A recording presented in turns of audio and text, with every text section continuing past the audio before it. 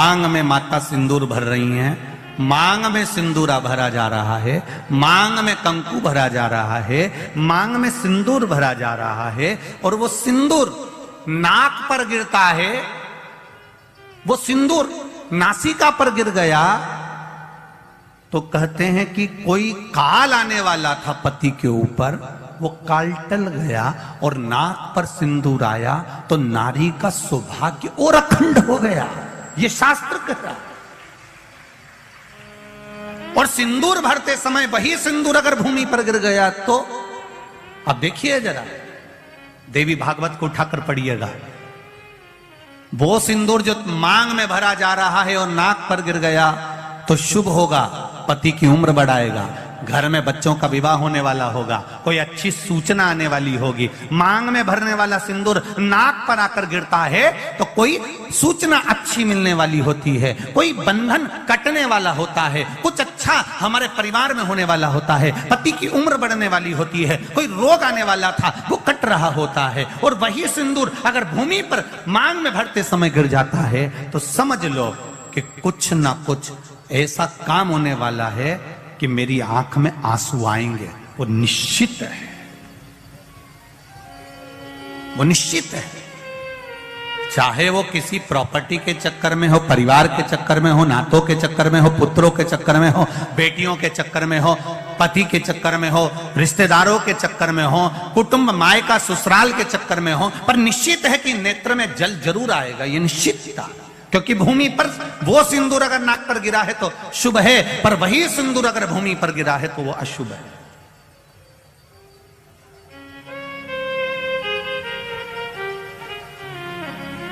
बहुत ध्यान देना जरा, प्रसाद शिव महापुराण की कथा चल रही है।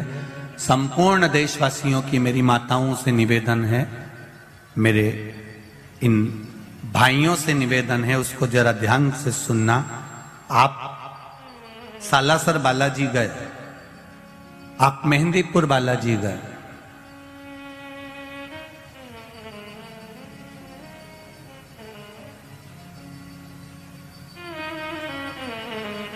आप पावागढ़ की माता पर गए, आप किसी देवी मंदिर में दर्शन करने के लिए गए,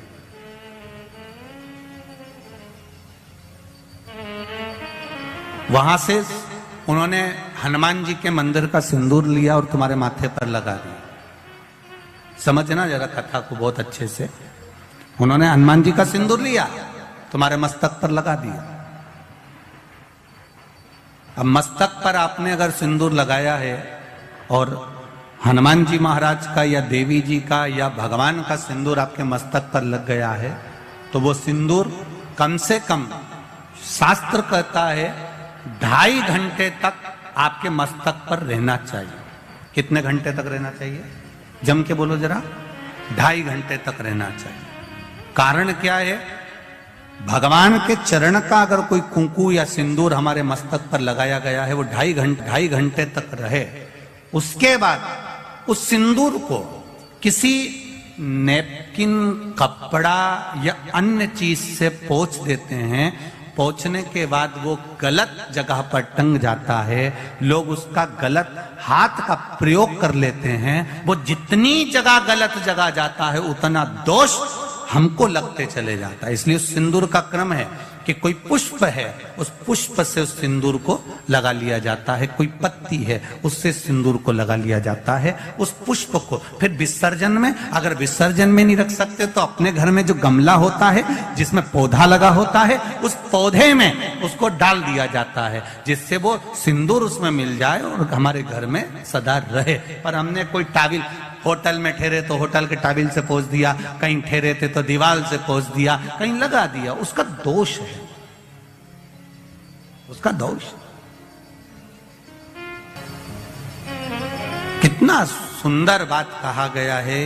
नारी मस्तक पर मांग में सिंदूर भर रही है, नाक पर गिरा शुभ है, जमीन पर गिरा शुभ है, जमीन पर गिरा वो शुभ है, पर मांग का सिंदूर नाक पर आया। इसलिए आज भी बिहार में, जो लोग राजस्थान में, बिहार में, मारवाड़ में इधर उधर अगर आप लोग जाते होंगे तो जब कई बार आपने देखा होगा, आप जाइए जरा कहीं योग लगे तो दादी रानी सती के मंदिर पर जाइए, या आप कहीं झुंझुन जाइए, कहीं आप बिहार साइड उत्तर प्रदेश साइड में जाएंगे तो माताएं जब मांग भरती है, जब वो छठ की पूजन करती है, कोई बड़ी पूजन करती है तो सिंदूर थोड़ा सा नाक पर लगाकर सिर तक लेकर जाती है। चाहे बंगाल साइड में चले जाओ, चाहे आप यूपी में, चाहे बिहार में चले जाओ, नासिका पर सिंदूर का भाव हो जाता, जमीन पर नहीं गिरता। चंचुला देवी जो पात्र लेकर जा रही है जल का, वो जमीन पर गिरता है। चंचुला देवी दूसरा पात्र उठाती है, फिर भगवान के मंदिर में पूजन करने जाती है। आपने उठा लिया, बाल्टी में से पानी भरा, कई लोग शंकर जी के मंदिर में पानी चढ़ाने की जल्दीबाजी होती है तो बाल्टी में से पानी उठाया, पानी भरा, इतने में डालने जा रहे थे और बाल्टी में ही वो लोटा जो है, वो जल का पात्र जो है, कई बार हाथ से फिसल कर बाल्टी में ही गिर जाता है। मतलब समझो उसके पीछे कोई कारण हो सकता है। पूजन की थाली में लगाया हुआ पानी का पात्र, तुमने थाली ली, कपड़ा ढक दिया, लेकर जा रही थी, वो पानी थाली में लुढ़क गया, कारण क्या है? चंचुला देवी बार बार जल भगवान शिव को समर्पित कर रही है, जल चढ़ाने के लिए जाती, 2-4 दिन अच्छे निकलते, फिर वो पानी हाथ का गिर जाता है। चंचुला देवी के मन में तो कोई भाव प्रकट नहीं हुआ। पूजन कर कर कर कर कर कर थक गई चंचुला देवी, पर महादेव प्रकट नहीं हुए। महादेव ने ये नहीं कहा कि मैं तुम्हारे पति के लिए पार्वती जी के साथ में जोड़ा बांधकर बैठ जाता हूं और तुम्हारा जजमान पद मैं ग्रहण करता हूं। ये शंकर भगवान नहीं बोले चंचुला देवी से, एक बार भी नहीं बोला, शब्द ही नहीं बोले। और जब चंचुला देवी बार बार जल चढ़ा रही है, शिव प्रकट नहीं हो रहा है, तब चंचुला देवी के मन में भाव जागृत हुआ तो तुमरुका जी के पास में गई। बाबा तुमरुका जी के चरणों में जाकर निवेदन किया,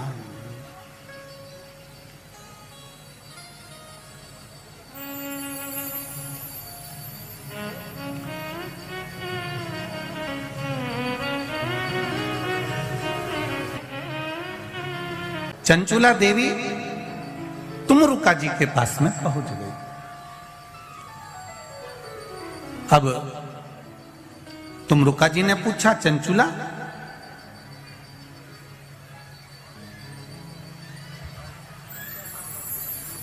तुम यजमान ढूंढने के लिए गई थी शिव महापुराण के लिए, किसी को जोड़े से बिठाना है, आप ढूंढने गई थी, कोई मिला? चंचुला देवी कहती हैं, मैंने पार्वती जी से पूछकर शिव जी की आराधना करी, भगवान शंकर को जल चढ़ाया, शिव जी की पूजन करी, पर शंकर भगवान प्रसन्न ही नहीं होते, प्रकट ही नहीं होते। कारण क्या है? तुमरुका जी ने कहा, तुम्हारे पूजन करने से शंकर प्रसन्न नहीं हो रहे? नहीं हो रहा। कारण क्या है? पता नहीं।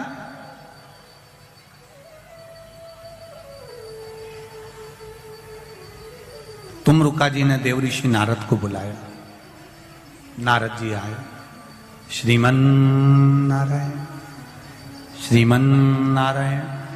नारद जी ने आकर पूछा, तुमरुका जी क्या बात है, आपने मुझे याद किया, बोलो क्या बात है? ये चंचुला देवी शंकर जी की आराधना कर रही है, जल चढ़ा रही है, सब कुछ कर रही है, इसके बाद भी शिव पार्वती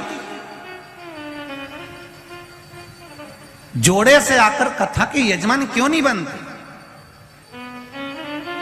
कहा, देवऋषि नारद ने कहा कि ये जब जल लेकर जाती है, जल भूमि पर गिर जाता है। किसी अतिथि को भोजन कराते समय हाथ से गिलास, ट्रे से गिलास नीचे गिर जाता है, या पूजन करते समय कलश जमीन पर लुढ़क जाता है, या भगवान को जल चढ़ाते समय पानी का कलश जमीन पर गिर जाता है। देवऋषि नारद पुराण में कहते हैं उसका एक कारण होता है कि जो पूजन कर रहा है, जो भोजन करा रहा है, या जो जल देने जा रहा है, उसके पूर्वज जरूर प्यासे हैं और उनको अन्न का भाग नहीं मिल रहा, इसलिए वो जल बार बार भूमि पर गिर रहा।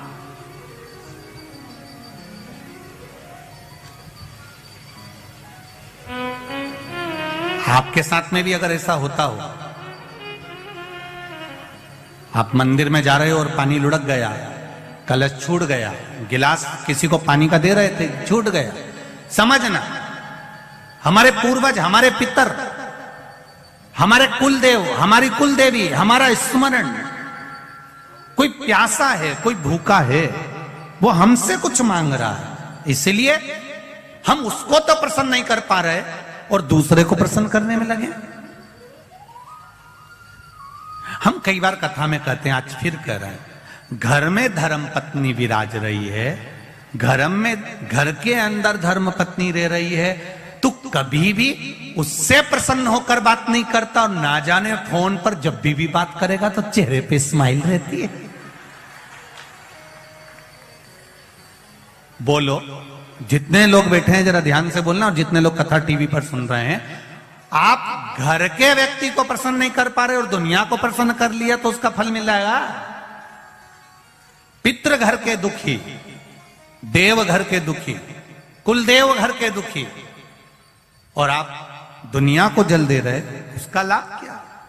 तो कहा इसका कोई कारण तो जरूर है, इसका कोई तत्व तो जरूर है, इसलिए मेरे शायद ये जल जो है प्रसन्न नहीं हो रहे हैं। उसका कारण क्या हो सकता है? तो कहा इसीलिए प्रसन्न नहीं।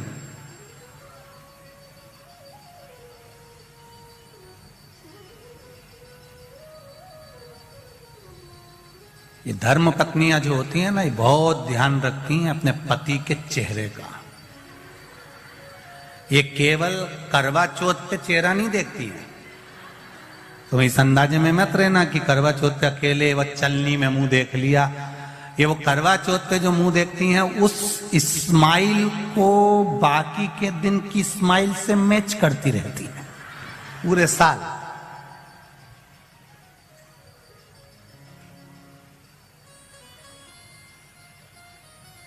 ये देखती रहती है। महाराज, अब चंचुला देवी को मालूम पड़ गया, देवऋषि नारद ने कह दिया जरूर इसके घर के पूर्वज बिंदु को जल नहीं मिला है, पूर्वज को जल नहीं मिला, जरूर कोई बात है, क्या करा जाए? देवऋषि नारद ने कहा, अब यह बात तो तुमरुका जी बता सकते हैं कि शंकर भगवान पितरों को कैसे संतुष्ट कर सकते, पूर्वजों को कैसे संतुष्ट कर सकते? वह हाथ से पानी गिरना कैसे बंद हो सकता है? जल का पात्र ले जाते समय गिरना कैसे बंद हो सकता है? वो कैसे बंद हो सकता है? ये तुमरुका जी कर सकते हैं। तुमरुका जी ने चंचुला देवी को देखा। चंचुला जी कहती हैं मुझे कथा करवाना है, आप कुछ भी करो, पर देव ऋषि नारद कुछ बताओ कि मेरे ये भोलेनाथ राजी हो जाए और शंकर पार्वती कथा का रसतत्व ग्रहण करें। अब कहो कुछ। तुमरुका जी ने कहा, चंचुला तुम शिव जी की आराधना तो करती हो,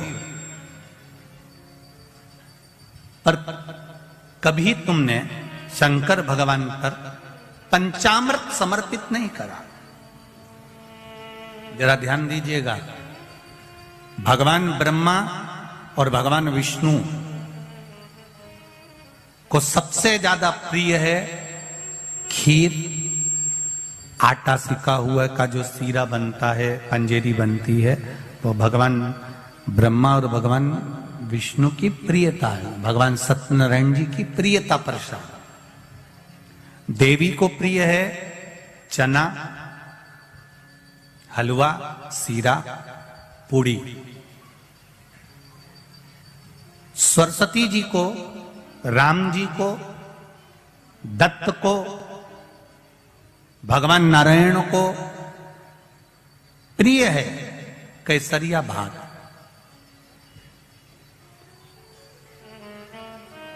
पर 33 कोटि देवी देवताओं में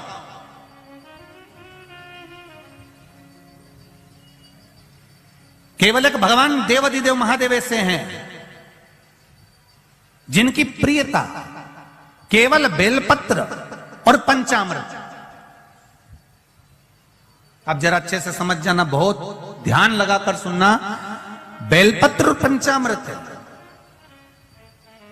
तो कहा पंचामृत तो स्नान के काम आता है भगवान को, दही चढ़ाओ, पंडित जी बोलते हैं दूध चढ़ाओ, शहद चढ़ाओ, शक्कर चढ़ाओ, दूध चढ़ाया, जल चढ़ाया, गंगा जल चढ़ाया, ये सब तो हम भगवान के स्नान में काम लेते हैं। नहीं, अगर आप शिव जी को एक कटोरी में पंचामृत बनाकर ले जाते हैं, दूध, दही, शहद, घी, शक्कर, ये सब मिलाकर यदि आप लेकर जाते हैं और ले जाकर भगवान शंकर के सामने समर्पित करते हैं, एक बेलपत्री अशोक सुंदरी, अभी तक आपने जो बेलपत्री चढ़ाई है अशोक सुंदरी के ऊपर, डंडी का मुख जहां से पानी बहता है उस ओर रखा जाता है। पर जब हमें ऐसा लग रहा है कि हमारे पितृ भूखे हैं या हमारे पूर्वज प्यासे हैं या उनको भाग नहीं मिल रहा, इसलिए मेरा कोई काम नहीं हो रहा, इसलिए शिव राजी नहीं हो रहा है, तो ये बेलपत्री के भाग को बदल दिया जाता है। ये बेलपत्री अशोक सुंदरी की जगह पर जब चढ़ाया जाता है तो ये पत्ती का जो भाग है जहां से पानी बहता है उस ओर रखा जाता है, और ये डंडी का भाग शिवलिंग की ओर रखा जाता है। और यहीं पर भगवान शंकर को जो तुम पंचामृत बनाकर लेकर गए हो वो पंचामृत चढ़ाया जाता है, और वही पंचामृत थोड़ा सा शिवलिंग पर चढ़ा दिया जाता है। उसके बाद में पितृ पूर्वज जल की आस नहीं रखते, न भोजन की आस रखते हैं, क्योंकि शंकर उनको तृप्त कर देते हैं, शिव उनको पूर्ण कर देते हैं।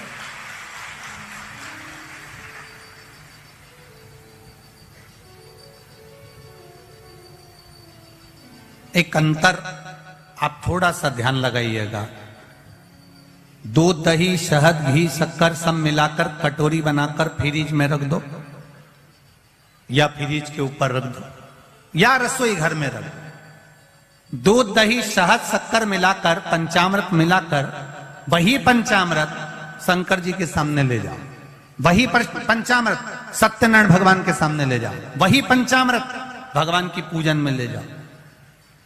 जो फ्रिज में रखा है उसको खाकर देखना, और जो भगवान के सामने तुमने समर्पित करा है उसको खाकर देखना, दोनों में अंतर हो जाएगा, दोनों का स्वाद बदल, दोनों का स्वाद बदल, दोनों में अंतर है। आप उसको खाकर देखिए, उसमें अंतर मिलेगा आपको।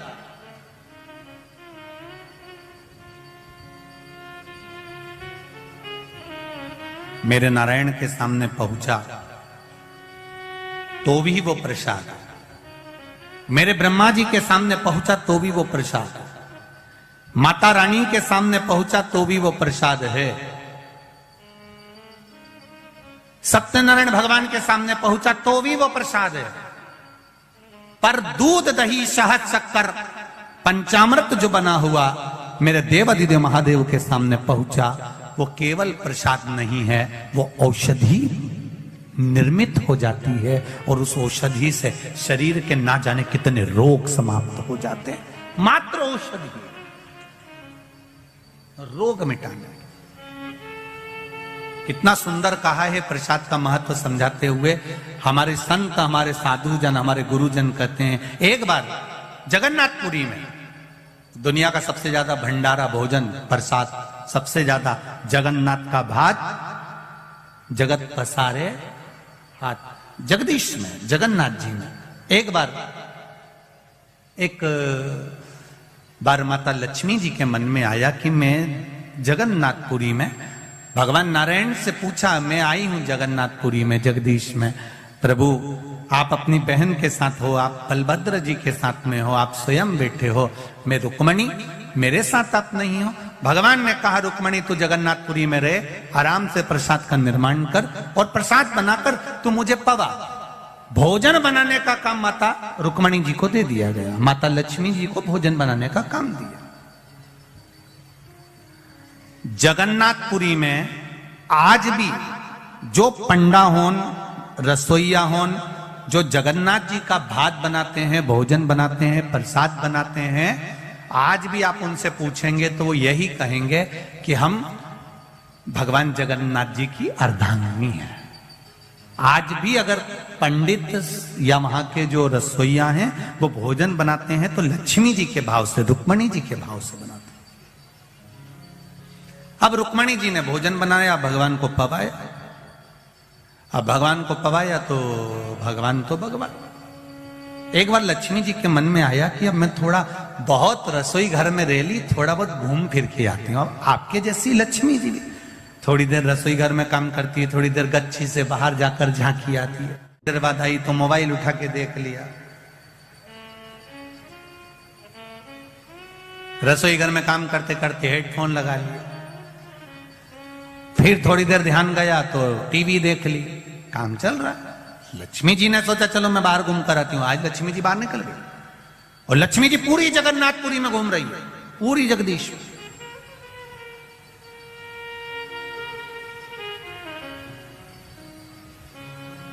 सुबह का समय था, लक्ष्मी जी ने कहा आज मैं ब्रह्म मुहूर्त में जाकर देखती हूं कि किस किसके द्वार सजे हैं भगवान जगदीश के लिए, किसकी यहां प्रसन्नता हो रही है भगवान जगन्नाथ जी के लिए, कौन आदर कर रहा है, जरा मैं जाकर देखती हूं। अब लक्ष्मी मैया जो चली, पंडाओं के यहां पहुंची तो पंडा हूं तो आराम से सो रहे थे,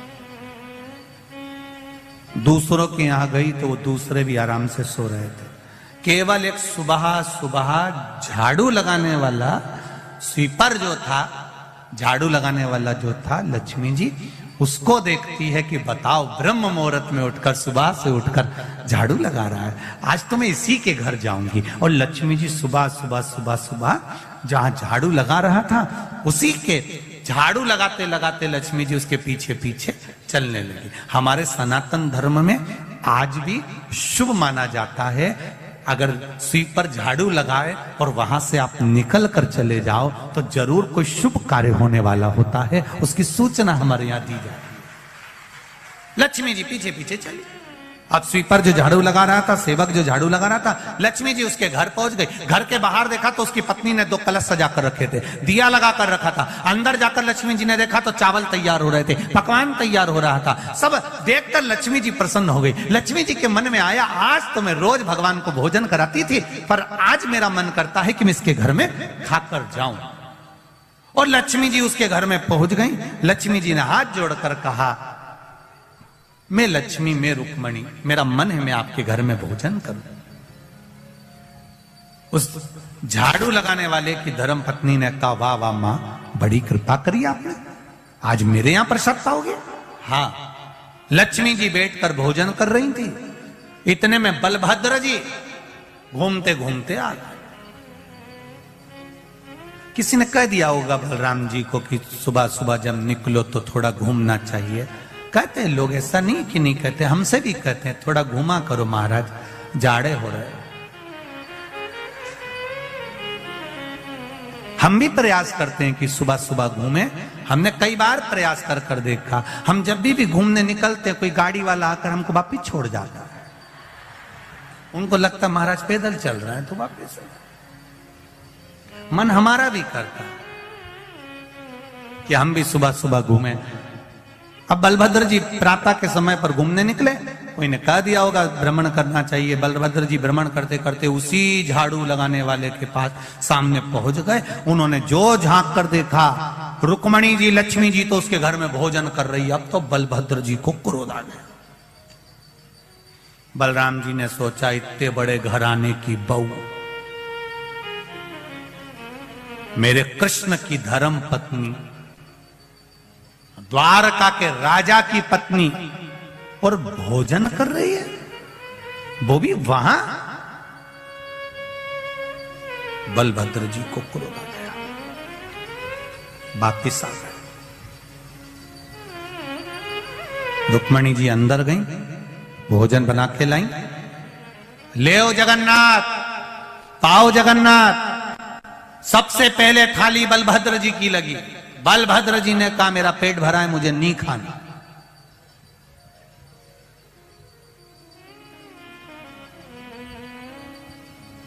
अब ये लक्ष्मी जी के, रुक्मणी जी के जेठ जी हैं, और जेठ जब तक ऐठे नहीं तब तक काय का जेठ। तो जेठ जो होता है वो थोड़ा ना थोड़ा तो ऐठता है। बहू ने हमारे को तो पूछा ही नहीं, बहू ने हमको प्रणाम करा ही नहीं, बहू ने हमको पानी पिलाया ही नहीं, अब रुक्मणी जी ने सबसे पहली थाली बलभद्र जी की रखी, बलभद्र जी ने नहीं खाया। भगवान कृष्ण बैठे रोटी का टुकड़ा तोड़ने लगे, उन्होंने देखा मेरा भाई भोजन नहीं कर रहा, क्यों नहीं कर रहा? भगवान कृष्ण ने पूछ लिया, दाऊ दादा क्या बात है, आप भोजन नहीं कर रहे? दाऊ दादा बोले बस मेरे को भूख नहीं लग रही है, आज मेरा मन अच्छा नहीं है। अब इनके क्या मालूम कि बहू को देख लिया था शॉपिंग मॉल में, अब इनको क्या मालूम कि ये भोजन क्यों नहीं कर रहा है। कई जेठ हो उनका तो मुंडा, जब भी देखो तब बोला मेरे बहू पूछती भी है लाओ मैं पानी ला दूं, भाई ने भी पूछा चाय मंगवा दूं क्या, नहीं मेरे को पीना ही नहीं, मेरे को नहीं पीना, लाओ। भगवान कृष्ण ने पूछा दाऊ दादा सबसे पहले भोजन आप करते हो, अरे आपको भूख नहीं लग रही? नहीं मेरे को भूख नहीं लग रही, मैं भोजन नहीं कर, और इसके हाथ का तो बिल्कुल ही नहीं करूंगा। अब तो कन्हैया को संकट पड़ गई, कन्हैया ने सोचा जरूर कोई बात है, जरूर कोई भूख।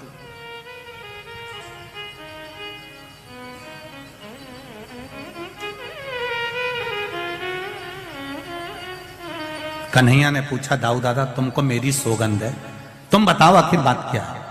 अरे कन्हैया इतने बड़े यदुकुल की बहू, इतने बड़े कुल की बहू वहां पहुंच गई भोजन करने के लिए, बताओ यहां कोई कमी थी क्या?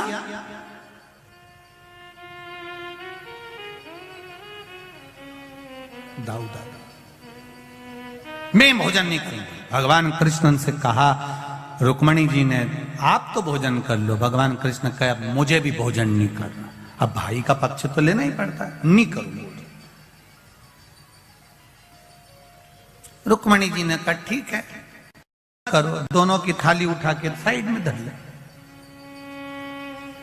ताऊ जी ने कन्हैया से कहा बताओ स्वारी तक नहीं बोल रही, एक बार कम से कम क्षमा तो मांगना चाहिए कि गलती हो गई, मैं तुम्हारे हाथ का भोजन नहीं करूंगा। दाऊ जी ने कहा, भगवान कृष्ण ने भी कह दिया ठीक है हम भी तुम्हारे साथ में। तो रुक्मणी जी बोली अब तुम भोजन ही नहीं करो तो फिर रहने से मतलब का, जाऊं? लक्ष्मी जी बोली जाऊं। अब इन दोनों ने ना तो हां बोला ना बोला, दोनों चुप हो गए। बहू भी समझदार थी, बहू को मालूम था अगर कोई चुप हो जाए तो समझ लो कि हाँ ही है। पहले के जमाने में तो ऐसे ही होता था, लड़की को लड़का दिखा दिया जाता था, फिर लड़की से पूछते थे तो बेचारी शर्मा जाती थी, अब वो क्या बोले चुप चुप रहे तो समझ जाओ। आए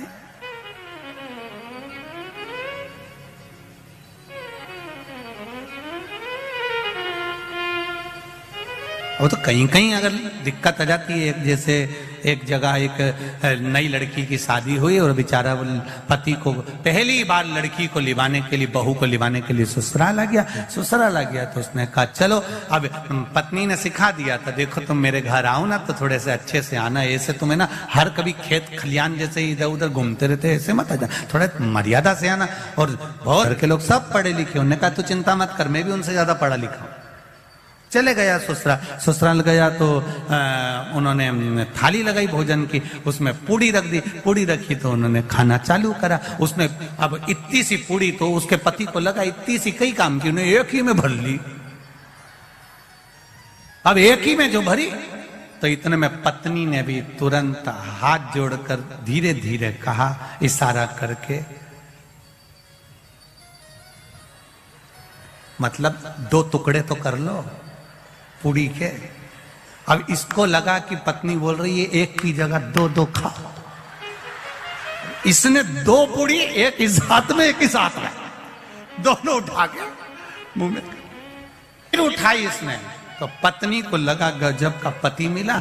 इसने तुरंत अपने हाथ को माथे पे ठोका, ये भी समझ गया अब पूड़ी जब भी खाना है तो उसको उठा के पहले माथे से लगाना फिर खाना, उसने वही करना प्रारंभ करा। अब इसको समझ। लक्ष्मी जी बोल रही हैं जाऊं, भगवान ना हाँ बोले ना बोले। लक्ष्मी जी उठी, जब मेरा काम ही नहीं है तो मतलब क्या, जा रही मैं तो।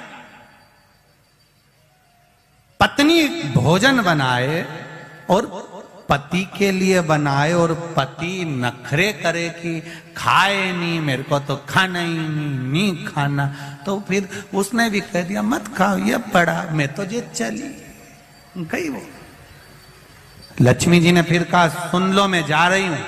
भगवान कुछ नहीं बोले। दाऊ जी ने कन्हैया से कहा, एक बार मुंह से नहीं निकला कि क्षमा मांग ले कि अब के बाद मैं खाना खाने मानी जाऊंगी, नहीं बोले। लक्ष्मी जी चली। लक्ष्मी जी ने कहा मैं चली गई ना तो सोच लेना, फोन भी नहीं लगाओ, फिर मत कहना तुम मेरे से, और मैं गई ना तो फिर समझ लेना। इतने में दाऊ जी बोले कन्हैया जान दे अब अच्छे से ही। लक्ष्मी जी के में ये चली। जो लक्ष्मी जी चली और जगन्नाथपुरी का मंदिर छोड़ के लक्ष्मी बाहर आई, जैसे ही आई भगवान के जितने सोने के जेवर थे सब गायब। रात के समय लक्ष्मी जी जो निकल के चली, सोने के पलंग पर दाऊ जी और कन्हैया सो रहे थे, पलंग गायब, नीचे पड़े। अब लक्ष्मी तो लक्ष्मी, कपड़े में भी लक्ष्मी थी, सारे कपड़े गायब हो गए। कर्पूर गौरम करना तारम हो गए। अब पूरे मंदिर से राजसी सुख चले गया। ब्राह्मण भी लक्ष्मी के बल पे थे। जितने पंडा सब आभूषण पहने थे, लक्ष्मी गई, सब गए, सब खाली गई, कोई दर्शन करने ही नहीं आया। भगवान बैठे शांति से, कोई भोजन लेकर आएगा, अब कौन आए? अन्नपूर्णा भी लक्ष्मी, धन वैभव कपड़ा सत्ता सब लक्ष्मी, सब चली गई।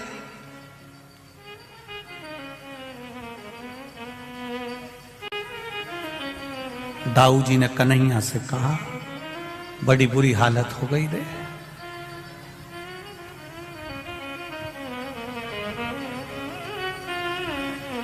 बहू जब आती है खूब वैभव लाती है, भले वो दहेज में कुछ नहीं लाई पर खुशियां बहुत लाती है। और बहू जब झगड़ा कर कर जाती है ना, इसके पिताजी ने भले 1 लाख रुपया भी खर्च नहीं करा हो, पर तुमसे 25-30 तो पहली किस्त में मांगती है अदालत से, और लिख के भेजती है हमारे पिताजी ने शादी में इतना खर्चा करा था, इतनी की दौलत थी, इतना का सामान था, इतना का सह था, लाओ। सबको हिला देती। लक्ष्मी जी ने भी हिला दिया। अब भगवान भूखे रहने लगे। भूखे रहे तो भगवान ने सोचा अब क्या करें। भगवान सोचे चलो एक काम करते हैं, थोड़े से कपड़े चेंज करते हैं और छोटे से कोई रूप बदल के कम से कम कहीं भिक्षा ही मिल जाएगी तो खा लेंगे। समुद्र के तट पर भगवान बैठ गए। जैसे ही बैठे कोई आया और भगवान को लाई देकर चले गए। लाई जानते हो, वो धान की लाई नहीं होती, दिवाली पे चलती है, वो लाई देकर चले गया। लक्ष्मी जी को मालूम पड़ा कि भगवान को खाने के लिए लाई मिल गई। लक्ष्मी जी ने पवन देव को बुलाया, समुद्र की लहर में से ऐसी हवा फेंको कि इनके पल्लू में जो बंधा हो सब हवा में उड़ जा। अब पवन देव ने भी सोचा है इनकी मानना जरूरी है। तुरंत उन्होंने हवा चलाई, लाई गया, परमल गायब। दाऊ जी ने कन्हैया से कहा ये जरूर लक्ष्मी ने करा होगा। भगवान बोले अब क्या कर सकते हैं। दाऊ जी ने कहा वो नहीं आ रही तो क्या हुआ, कन्हैया अपने घर की बहू है, कम से कम तुझे लेके तो आना चाहिए। भगवान कृष्ण बोले तुम्हारे चक्कर में ही तो गई है, नहीं तो मैं तो बहुत एडजस्ट करके चल रहा था। 16,108 को एडजस्ट करने में कितना समय लगता है तुम नहीं जान सकते। सबको संभाल के चल रहा, परंतु अब जा लेकर आ उसको। ढूंढेंगे कहां पर, ढूंढो उसको, कहां गई। सब दूर ढूंढा। दाऊ जी ने कहा मुझे मालूम है कहां मिलेगी, वहीं झाड़ू लगाने वाले को वहीं मिलेगी। लक्ष्मी जी वहीं बैठी थी अंदर। कन्हैया पहुंच गए रूप रखकर, भिक्षाम दे, भूख लगी। अंदर से आवाज आई, ले बाबा। अंदर से लक्ष्मी जी ने आवाज लगा कर कहा नहीं रुको, दोनों को अंदर बुलाओ, दोनों को बिठाकर भोजन कराओ। आज भरपेट भोजन जब दाऊ जी और कन्हैया करने के लिए बैठे, दाऊ जी ने जो रोटी का टुकड़ा मुंह में लिया, चावल खाना प्रारंभ करा, दाऊ जी ने कन्हैया को कोनी मारकर कहा, ऐसा लग रहा है जैसे बहू भोजन बनाती थी ना, वही की वही स्वाद है। कन्हैया बोले, अब अंदर जा भी नहीं सकते, देख भी नहीं सकते कि भोजन किसने बनाया है, फिर भी मुझे लग तो वही रहा है कि उसी ने बनाया है, अंदर बैठी बना रही होगी।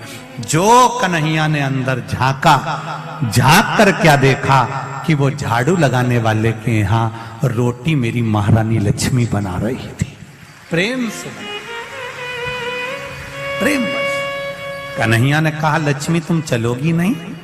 लक्ष्मी जी ने कहा, चलूंगी तो सही, पर मेरे कुछ वचन हैं वो आपको याद रखना पड़ेगा, कुछ नियम है उसको आपको याद रखना पड़ेगा, कुछ शर्त है, तब मैं कंप्रोमाइज करूंगी। छोरा छोरी का जब कंप्रोमाइज होता है तो शर्त पर होता है। क्या शर्त है? पहला शर्त, इस प्रवास क्षेत्र को, इस पूरे क्षेत्र को जहां जगन्नाथ जी निवास करते हैं, इसको मेरे नाम से जाना जाए, श्री क्षेत्र कहा जाए। भगवान ने कह दिया, आज से जगन्नाथपुरी को श्री क्षेत्र कहा जाएगा। दूसरा वर, आपके यहां पर मंदिर में जब प्रसाद आए तो उसमें जात बिरादरी का, वर्ण का कोई भेद ना हो, कोई सेठ भी है और कोई गरीब भी है, कोई ब्राह्मण भी है, कोई क्षत्रिय भी है, कोई शूद्र भी है, कोई वैश्य भी है, एक जगह पर बैठकर भोजन पाए, यहां वर्ण विभाजन ना हो।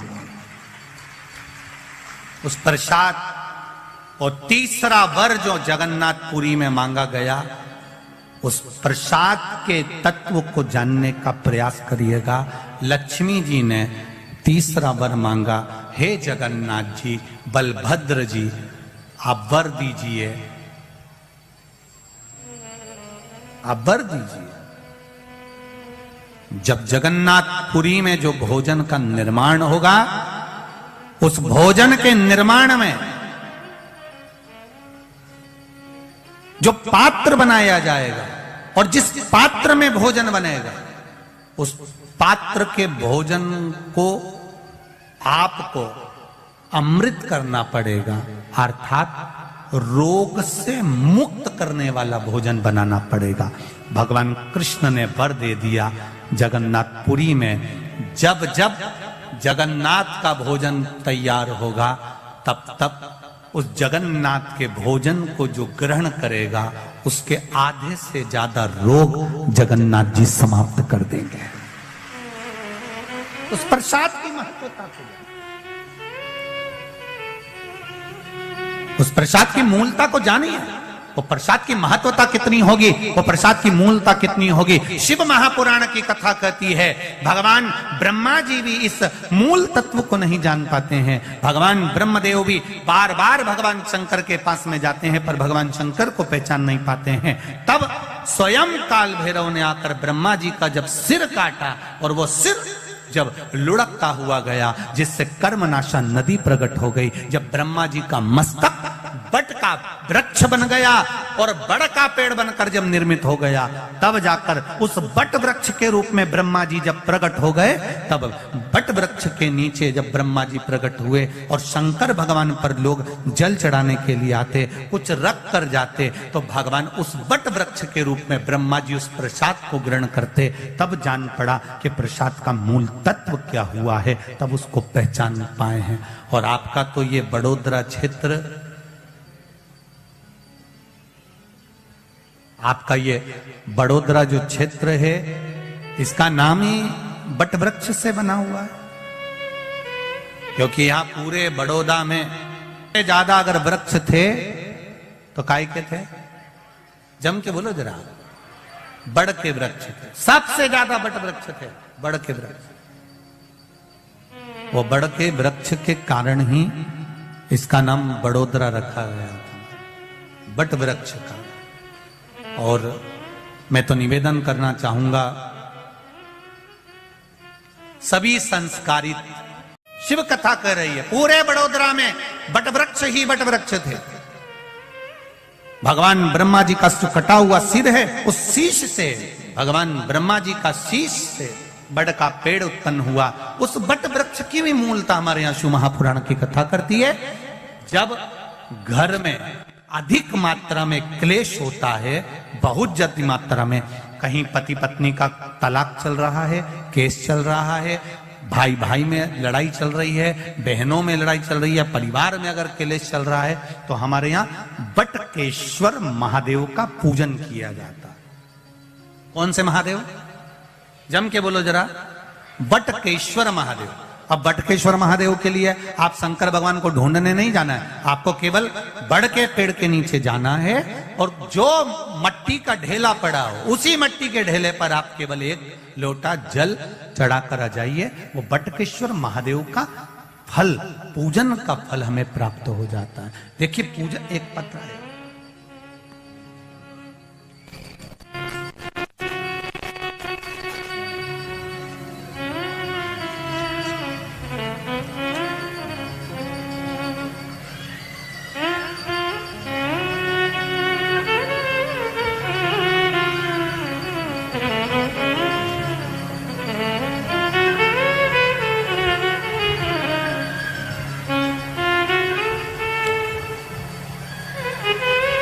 कल्पना सतीश जी पाटिल।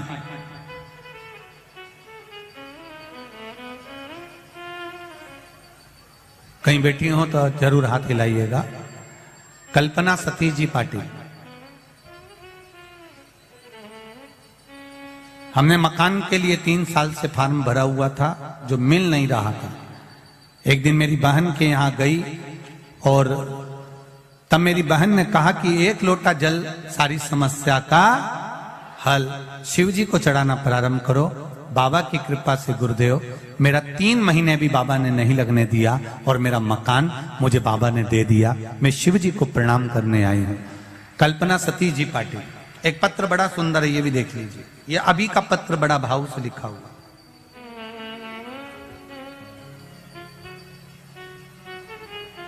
मेरा नाम शाह वैशाली है। मैं अकलेश्वर गुजरात से आई हूं। कहीं बैठी हो शाह वैशाली जी तो हाथ हिलाइएगा।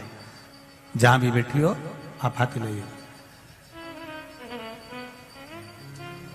मेरे पति को जॉब नहीं लग रही थी गुरुदेव। इंटरव्यू भी देते थे लेकिन कोई भी जवाब नहीं आया था। गुरुदेव, मैं जून 2022 टीवी के माध्यम से आपकी कथा सुन रही थी। फिर आपके बताए हुए उपाय सब किए, पशु प्रतिव्रत भी किया। पर गुरुदेव, आप कहते हो कि फाइल जब मोटी होती है तो उसको छुपाने में थोड़ा समय लगता है, देर से खुलती है। तो मैंने इंतजार किया। फिर आपने कानपुर की जो अभी कथा हुई है उसमें बताया था कि 7 लोटा जल शिवजी को चढ़ाओ और बेलपत्री को घर लेके आना। 11 से 21 दिन बाद उस बेलपत्री का विसर्जन कर देना। वही मैंने किया और 11वें दिन ही बाबा की कृपा से मेरे पति को इंटरव्यू को कॉल आया और मेरे पति की जॉब लग गई। मैं बाबा को प्रणाम करने आई हूं। यह शिव है। औघड़ी शिव महापुराण की कथा कहती है। आप बटकेश्वर का पूजन कर रहे हैं, जल चढ़ा रहे हैं, भाव से भगवान शिव की आराधना कर रहे हैं, दिल से भगवान शंकर को मनाने का प्रयास कर रहे हैं, तो वो दिल से देता भी है।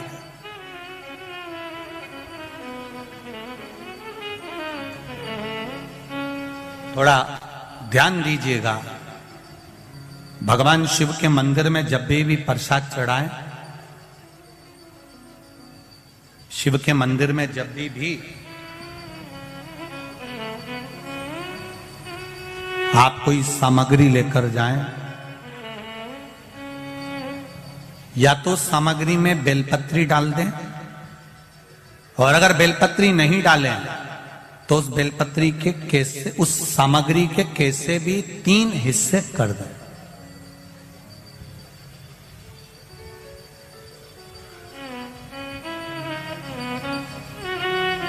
शिव महापुराण की कथा कर रही है। एक भाव वर्णन किया है।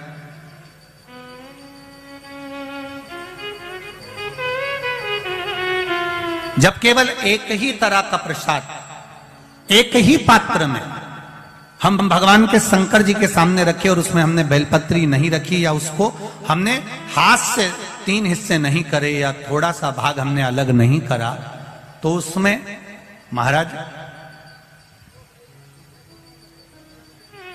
भगवान शिव के जो गण हैं उनका हिस्सा हो जाता। पहला चंदेश्वर का, दूसरा चंदाशु का, तीसरा चंडाली का,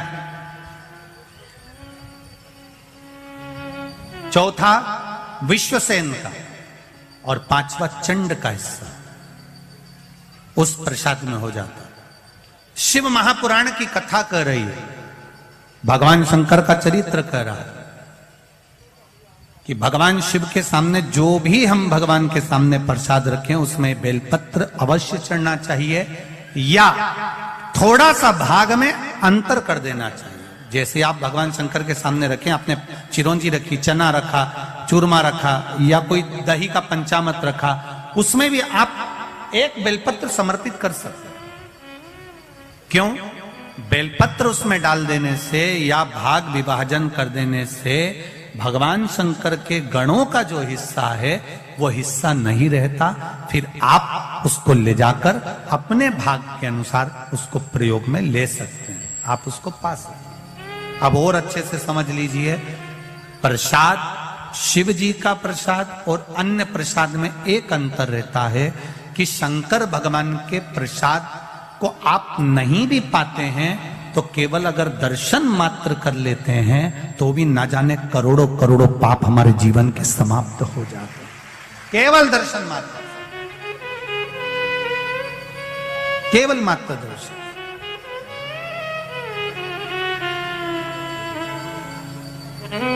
इसीलिए शिव कथा कह रही है महाराज, मेरे सिर पर रख दो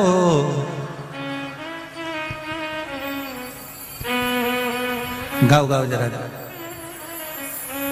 मस्त रहूं तेरी मस्ती में, मेरे सिर पर रख दो अपना हाथ, मस्त रहूं तेरी मस्ती में, दया करो है भोलेनाथ, मस्त रहूं तेरी मस्ती में। कथा कर रहे, मान लो कोई हमारा धन लेकर चले भी जाता है, कोई कर्जा हो भी जाता है,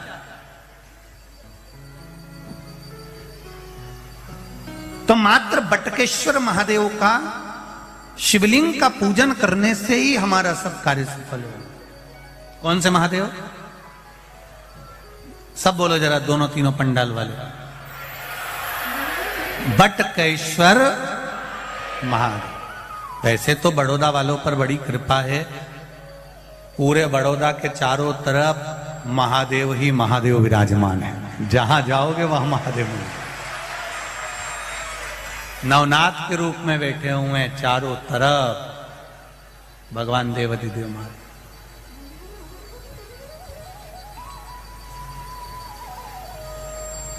कुछ तो कृपा है शंकर जी की बड़ोदरा वालों पर, जो शंकर जी इनको गोदी में लेकर बैठे हुए हैं और चारों तरफ महादेव बैठे हुए हैं।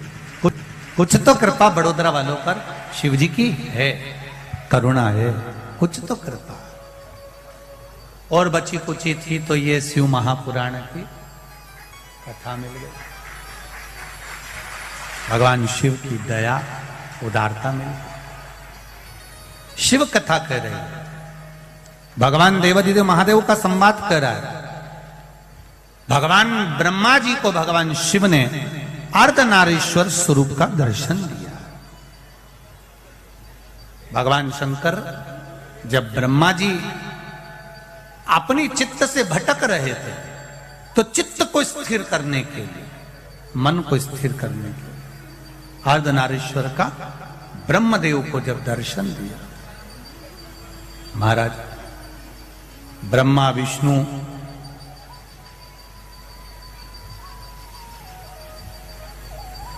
और महेश तीनों के बीच में बात हो रही है, पर कहीं हमारा दिल कहता है कथा उसने कराई है तो वो बैठकर सुन भी रहा है, निश्चित है, निश्चित है। और केवल कथा करवाकर अपना ही नहीं, ना जाने कितनों को बल देकर जा रहा है, कितनों को बल प्रदान कर रहा है कि शंकर भगवान की भक्ति में। एक बात बहुत अच्छे से समझ लेना, दुनिया का कोई व्यक्ति आपसे कह दे कि मैं आपको मरने नहीं दूंगा, तो ऐसा व्यक्ति अगर आपको मिले तो हमको भी मिला देना। मैं तुमको ऐसी पुड़िया दे दूंगा, ऐसा सामान दे दूंगा, ऐसी चीज दे दूंगा कि तुम मरोगे ही नहीं। तो यहाँ तो पूरी पुराण बड़ी पड़ी हुई है कि हिरण्यकशिपु ने वर मांगा था, ना नीचे मरू, ना ऊपर मरू, ना अंदर मरू, ना बाहर मरू, ना अस्त्र से मरू, ना शस्त्र से मरू, न दिन में मरू, ना रात में मरू, न नर से मरू, ना पशु से मरूं, ना ही 12 महीने में मरूं। इसलिए एक अधिक कर उसको अधिक मास में नरसिंह अवतार लेकर मार दिया था। तुम कितनी भी चतुरता से वर मांग लो, तुम कितने भी चतुर बन जाओ, पर मृत्यु तो निश्चित है, उसको कोई नहीं टाल सकता। बस एक बात का स्मरण आपकी जिंदगी में रखिएगा कि मृत्यु सत्य है। हमारे कर्म का भोग हमको भोगना ही निश्चित है, पर भगवान के भजन के बल पर, भगवत स्मरण के बल पर, भगवान की भक्ति के बल पर सामने से अगर दुख आता भी है ना तो थोड़ा सा ठहर जाता है, थोड़ा सा रुक जाता है। ऐसा नहीं है कि कर्म का भोग हम नहीं भोगेंगे, तकलीफ आई। एक पत्र आया है, देखिए आप।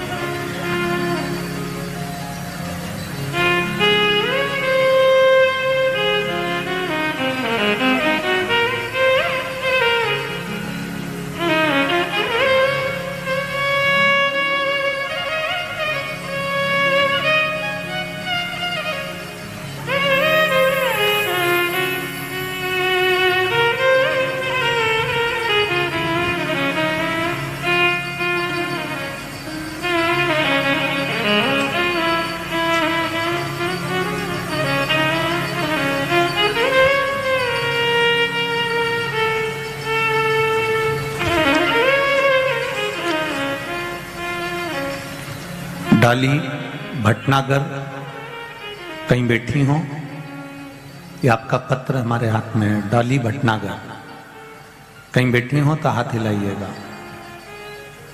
अगर दोनों तीनों या चारों पांचों पंडाल में कहीं बैठी हो तो भी दोनों हाथ ऐसे हिला देना तो दिख जाओगे। और कैमरे वालों से दिख गई क्या? ठीक है, उस पंडाल में है। कैमरे वालों से निवेदन है कि उस पंडाल में भी आप कैमरे से उस बेटी का अवश्य दर्शन कराएं। डॉली भटनागर।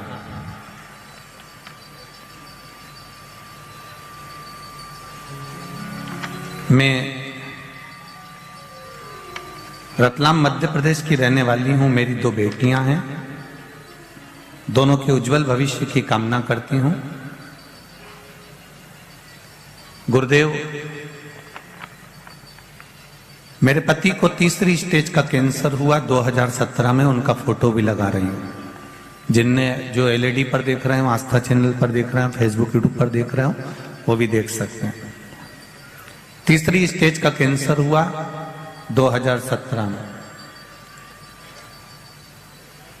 30 कीमो हुए, 30 रेडिएशन हुए बॉम्बे टाटा मेमोरियल हॉस्पिटल में। कुछ साल 3 से 4 साल का समय शेष रह गया, ये डॉक्टरों ने कह दिया। डॉक्टरों ने कहा इससे ज्यादा इनकी उम्र नहीं है और आप इनको ले जा सकते हो। आगर मालवा में मेरी बुआ जी रहती हैं, जो दिन आपकी कथा सुनती हैं, आपकी कथा पर विश्वास उनको बहुत है। फिर मैंने पशुपतिनाथ का व्रत किया, उनके कहने पर रोज शंकर भगवान को जल चढ़ाती, बेलपत्र चढ़ाती, एक बेलपत्र और जल लाकर अपने पति प्राणेश्वर को देती। बाबा की कृपा ऐसी हुई, जिन डॉक्टरों ने कहा था कि 3-4 साल के मेहमान हैं, बाबा की कृपा से आज मेरे पति पूर्ण तरह से स्वस्थ हैं। मैं बाबा को प्रणाम करने आई हूं। उनका फोटो भी लगा रही हूं और पत्र भी लिख रही हूं। शिव कृपा। बैठिए बेटा, बैठिए, डाली वटना कर बैठ जाइए। शिव कृपा। इस पत्र में आपने लिखा है कि लोग हंसते हैं, कहते हैं कि बेलपत्र चढ़ाने से या जल चढ़ाने से कोई लाभ हो सकता है। मैं उनको कह सकती हूं कि 3rd स्टेज का कैंसर में भी जब डॉक्टर जवाब दे देते हैं तब बेलपत्र और जल ही काम आया। शिव भक्ति का बल ही इतना प्रबल होता है, उस बल के आगे सब फीका। पर एक निवेदन करना चाहूंगा कि भगवान शंकर दिखावे से कभी प्रसन्न नहीं होते। भगवान शिव आपके बहुत अच्छे पहनावे से प्रसन्न नहीं होते। भगवान शंकर आपके द्वारा दिए गए 56 भोग से प्रसन्न नहीं होते। भगवान शंकर अगर प्रसन्न होते हैं तो केवल आपका जो सरल भोले का भोला जो भक्त होता है, सरल जो स्वभाव होता है, उस सरल स्वभाव के बल पर मेरा महादेव प्रसन्न हो जाता है। आपका स्वभाव सरल है। लाखों की संख्या में आप लोग आए हैं।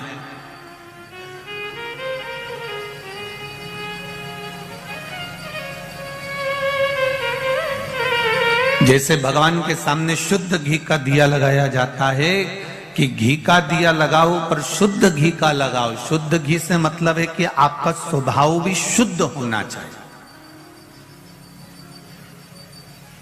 निर्मल मन सो मोहि पावा। आपका स्वभाव अगर निर्मल है, शुद्ध है, तो परमात्मा मिलेगा जरूर, ये निश्चित है। परमात्मा को मिलने में देरी नहीं होगी। आपका स्वभाव जितना निर्मल होगा भगवान उतनी जल्दी प्राप्त होगा। आपके भोलेपन से मेरा भोला मिल जाता।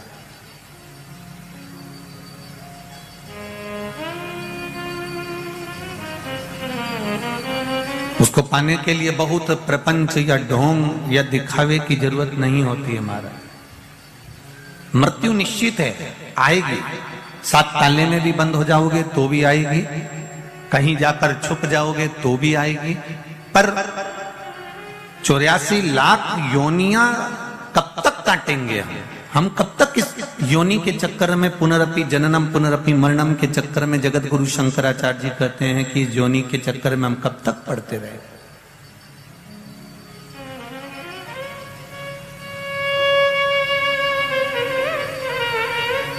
हम इन योनियों के चक्कर में कब तक पढ़ेंगे। कभी तो एक मंजिल तक हमको पहुंचना है, एक द्वार तक हमको पहुंचना है, एक चौखट तक हमको पहुंचना है।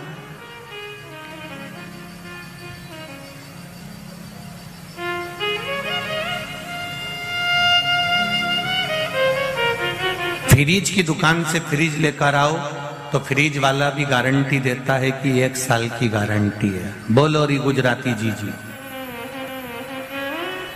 बोलो री बड़ोदरा वाली, सही है कि गलत है?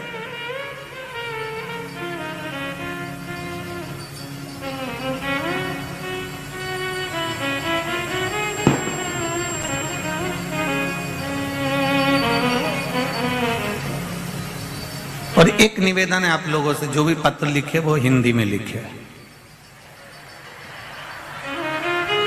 हम बड़े परेशान हैं आपके पत्रों के चक्कर में।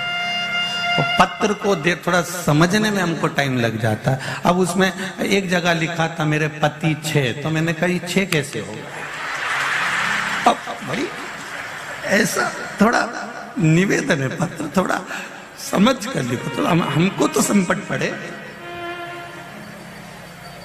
अब तो हम तो हिंदी और बिंदी वाले हैं। हम भारत की पहचान में हम एक बात जानते हैं कि कहीं पर भी जाओ, 2 चीजों से मेरे भारत की लोगों की पहचान है, एक मस्तक पर बिंदी हो और मुख पर हिंदी हो, बस उससे हम पहचान हैं। पर आपकी वाणी बड़ी शुद्ध है, आपकी जो गुजराती भाषा है बड़ी सुंदर है। जैसे सारी दुनिया में कड़ी खाओ, जो कड़ी बनती है ना, सारी दुनिया में जो कड़ी बनती है, उस कड़ी को खाओगे तो उसमें मिर्ची नमक अच्छी मात्रा में मिलेगा, पर यहाँ की जो कड़ी खाओगे उसमें मीठी नीम और थोड़ी सी शक्कर या मिठास जरूर मिलती है। इनने खट्टे को भी मीठा कर रखा है, इसलिए तो गुजराती है।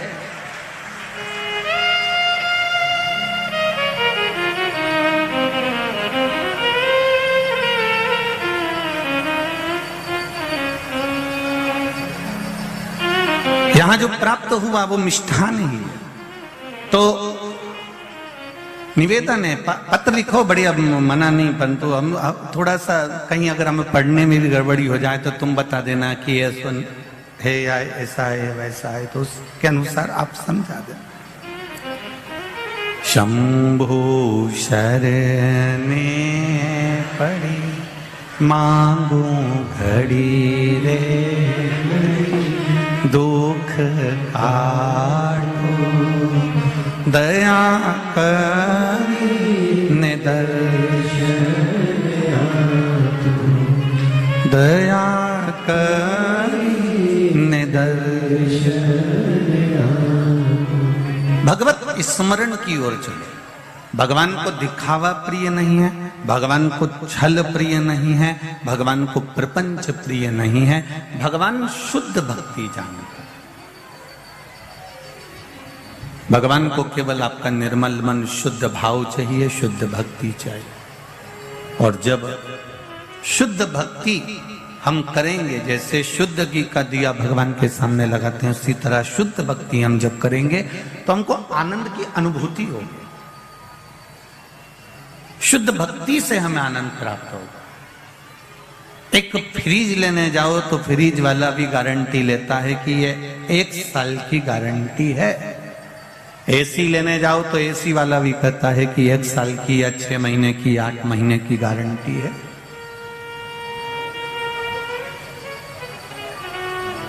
एक छोटी सी सामान मशीन लेने जाओ तो लोग कहते हैं इसमें इतने महीने की, इतने साल की गारंटी है। एक बिजली का सामान बल्ब भी लेकर आओ तो उसमें तारीख लिख देते हैं एलईडी बल्ब पर कि इतने समय की गारंटी, जम के बोलो, गारंटी है। पर इस मनुष्य की, इस मानव की शरीर की आज तक कोई ने गारंटी नहीं ली। ज्योतिषाचार्य भी अगर पत्रिका बना देते हैं, ज्योतिषाचार्य भी अगर पत्रिका का निर्माण करते हैं, उसमें वर्ण लिख देंगे, गण लिख देंगे, मैत्री लिख देंगे, आपका सब कुछ लिख देंगे, उसमें योनि आदि सब लिख देंगे, और उसमें लिख भी देंगे कि साहब ये बहुत अच्छा है, 100 साल की इसकी जिंदगी, 80 साल की इसकी जिंदगी है, खूब पढ़ेगा, खूब लिखेगा। कलम से बहड़िया परिवार के कोई सदस्य कह रहे थे, गुरुजी हमारा जो काव्य हमारे पास से गया, बहड़िया परिवार से कोई कह रहा था कि हमारा जो पुत्र, हमारा काव्य हमारे पास से गया, इसकी आप पत्रिका देखोगे ना गुरुदेव। तो कई हमने ज्योतिषाचार्यों को दिखाया था, सबने कहा था बहुत अच्छी पत्रिका, स्वस्थ रहेगा, खूब पढ़ेगा, आगे चलकर एक नई बिल्डिंग का निर्माण करेगा और खूब लंबा जॉब करेगा और खूब विदेश की यात्रा करेगा। फिर गुरुजी जब इतना सब कुछ था तो फिर ये गया क्यों, इसने प्राण क्यों छोड़े, इसके प्राण क्यों गए?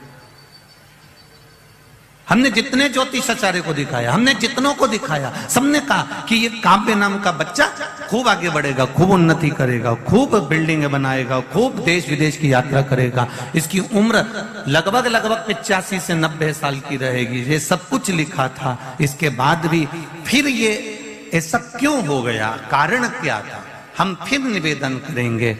फ्रिज की गारंटी हो सकती है, गाड़ी की गारंटी हो सकती है, एसी की गारंटी हो सकती है, मशीनों की गारंटी, बल्ब की गारंटी, गद्दा तकिया की भी गारंटी हो सकती है, चद्दर और कपड़े की भी गारंटी हो सकती है, एक घड़ी लेकर आओगे उसकी भी गारंटी हो सकती है, सोना और चांदी, तांबा और पीतल की भी गारंटी हो सकती है। पर गारंटी नहीं होती तो मनुष्य की कोई गारंटी नहीं है कि यह कब चले जाएगा, जीवन का कोई ठिकाना नहीं।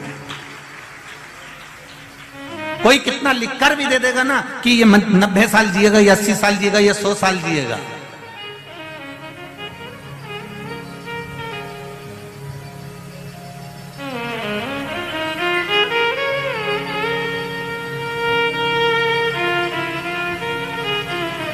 एक हमारे भक्त शंकर भगवान के भोपाल के पास में रहते हैं, उनसे किसी ने कह दिया कि तुम्हारे अब तकलीफें आना चालू हो गई है, तुम्हारे को तकलीफ आएगी और तुम जो है अब जो है समाप्त हो जाओगे, तुम्हारी उम्र पूरी हो गई।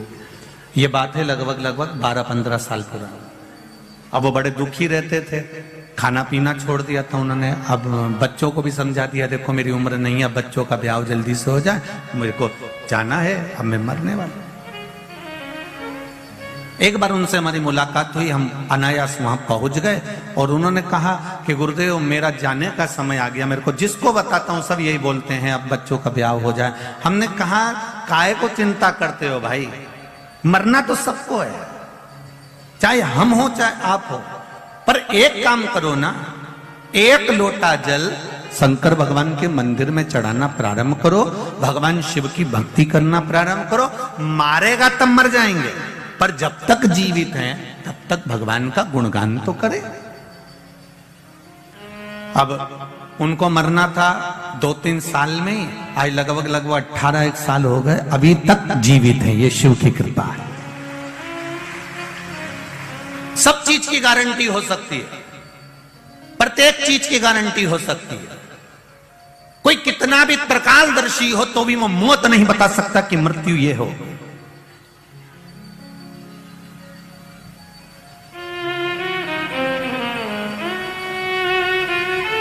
हमारे काव्य की हमने पत्रिका दिखाई, लोगों ने कहा इतना जिएगा, कोई कहता था इतना करेगा, तो ये क्यों?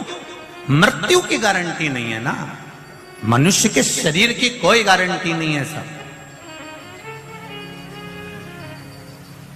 बेटों ने जन्म लिया, शादी में 50 लाख रुपए खर्च करे, 25 लाख रुपए खर्च करे, 40 लाख रुपए खर्च करे, घर में बहू आ गई, कोई गारंटी ले ले कि ये बहू सास ससुर की सेवा करेगी। अगर कहीं बड़ौदा के लोग गारंटी लेते हो तो हमको भी बता, हम भी इधर की बहू ले जाएंगे। बोलो री जीजियों, कोई लेता है गारंटी? कहने वालों ने सबने कहा नहीं साहब लड़की अच्छी है, नहीं साहब उसका पिताजी अच्छा है, नहीं साहब उसकी माताजी अच्छी है, नहीं साहब ये सब बढ़िया है, नहीं साहब ये अच्छा है, नहीं साहब। तो ये तो सब जानते हैं कि ये माता पिता अच्छे हैं, सब कुछ ठीक है, पर जब ये गर्भ में रही उस समय पर कितना संस्कार मिला है वो देखा जाता है। एक व्यक्ति कोयले को उठाया, फेंक दिया, कोयले का हाथ उसने चेहरे पर लगाया, चेहरा काला हो गया।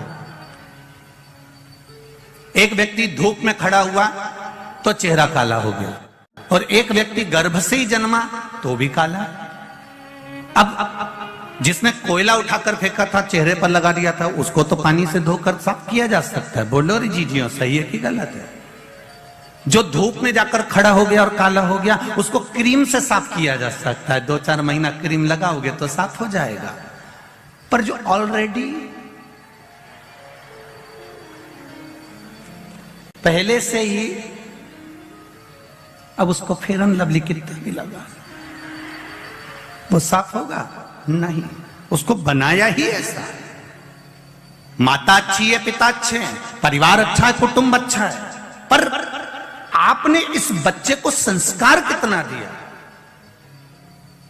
आपने कितने संस्कारवान बनाया इसको, उसकी गारंटी कौन लेगा साहब कि नहीं ये अपने माँ बाप की सेवा करेगी, नहीं साहब ये सास ससुर की सेवा करेगी? कोई गारंटी नहीं है संसार की। 50 लाख रुपए बेटे के ब्याह में खर्च करा तो भी कोई गारंटी नहीं है कि बहू गरम रोटी देगी कि नहीं देगी। पर एक बात है, 50 लाख रुपए, 25 लाख रुपए, 40 लाख रुपए शादी में खर्च करे, पर गारंटी रत्ती भर की नहीं है। पर एक लोटा जल, एक समय तुमने जाकर अपना समय, अपना जल महादेव को चढ़ाकर जो खर्च करा है, उसकी गारंटी है कि वो अंतिम समय में संभाल लेगा।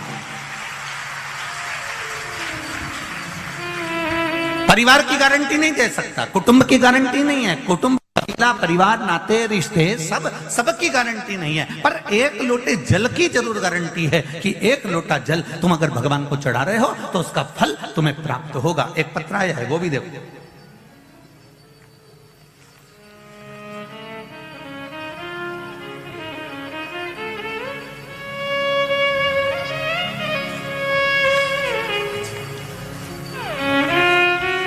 देखिए पत्र, मैं दीपा वीरेंद्र खस 203 रामनगर सुसैन तरसाली बड़ोदरा से आई हूं। मेरा मोबाइल नंबर ये है, कहीं बैठी हो तो हाथ हिलाइएगा, अगर कहीं बैठी हो तो हाथ हिलाइएगा। मैं दीपा वीरेंद्र खस 203 रामनगर सुसैन तरसाली बड़ोदरा, और मोबाइल नंबर भी उन्होंने लिखा है, कहीं बैठी हो तो हाथ हिलाइएगा। पीछे कहीं बैठी हैं शायद, आवाज आ रही है, जरा कैमरे वाले जरा ध्यान देकर उनको देखिएगा। दिखे क्या?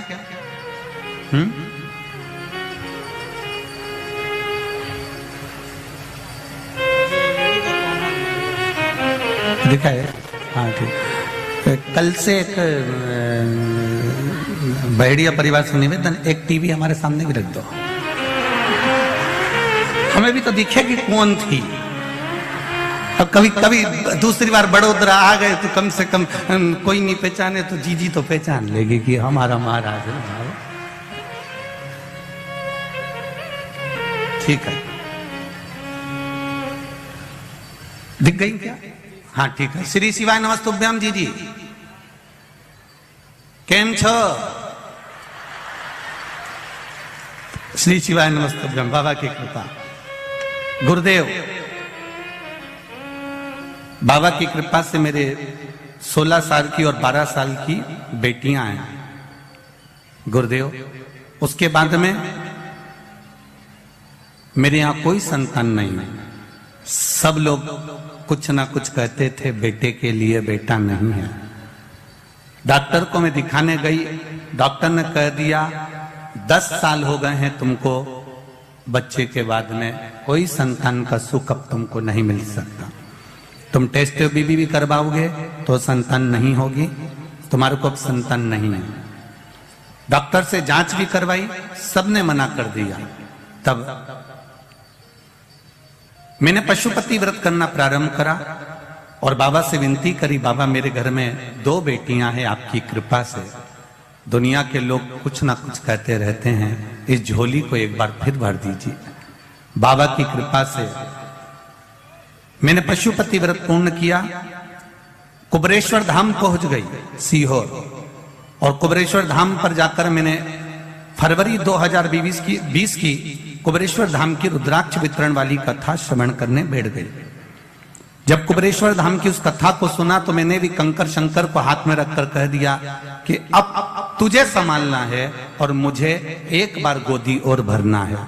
बाबा की कृपा से वहां से आई और प्रभु की कृपा से मेरे घर में पुत्र का जन्म हुआ है। मैं बाबा को यहाँ पर प्रणाम करने आई हूँ, उसका फोटो भी लगा रही हूँ। ये शिव कृपा, ये शंकर की उदार। तेरी कृपा बिना न हिले एक भी अणु। बैठिए दीदी, बैठिए।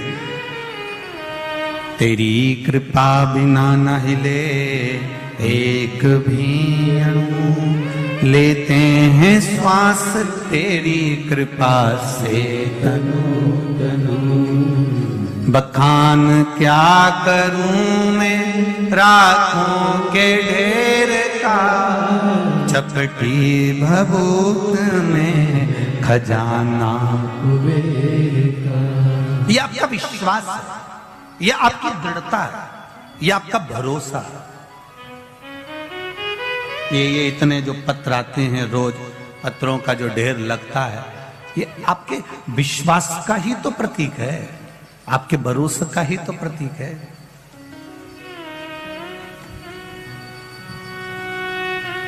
शिव कथा कह रही है, मृत्यु को कोई नहीं टाल सका। कर्म की गति आपको बढ़ाएगी, आप कर्म के अनुसार आगे बढ़ते चले जाएंगे, पर उस कर्म के साथ में अगर आपने भगवान का भजन किया है, शिव भक्ति की है, शंकर भगवान को एक लोटा जल समर्पित किया है, तो ये निश्चित है जो हमारे सामने दुख तकलीफ कष्ट आ रहा है वो धीरे धीरे धीरे धीरे कटता चले जाएगा और भगवान आपका हाथ पकड़कर आगे बढ़ाता चले जाएगा, ये निश्चित।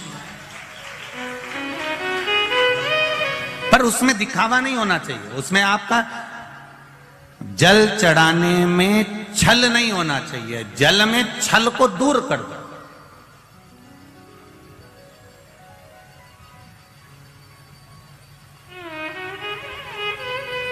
एक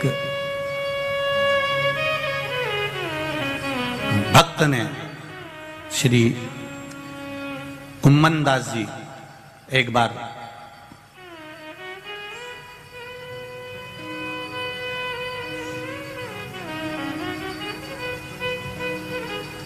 ब्रजमंडल में श्री कुम्मन दास जी रहते थे, भगवान कृष्ण के ठाकुर जी के परम उपासक।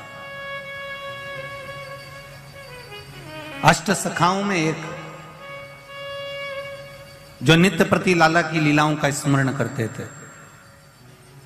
एक बार उन्होंने अपने पुत्र रघुनंदन से कहा, रघुनंदन तुम ठाकुर जी की सेवा में लग जाओ, मुझे वृंदावन में थोड़ा सा प्रवचन देने के लिए बुलाया गया है। अगर मैं नहीं जाता हूं इन संतों के बीच में, इन साधुओं के बीच में, इन गुरुओं के बीच में, अगर मैं प्रवचन देने के लिए नहीं पहुंचूंगा तो लोग कहेंगे कि इनको अभिमान आ गया, इसलिए मुझे जाना पड़ेगा। रघुनंदन ने पूछा, पिताजी सेवा कैसे करना है? बस मैं सामग्री बनाकर चले जाऊंगा, प्रसाद बनाकर सामग्री रखकर चले जाऊंगा, तुम ठाकुर जी को अरोगा देना, अरोगा कर प्रसादी रख लेना, मैं आऊंगा पालूंगा, आप भी पाले।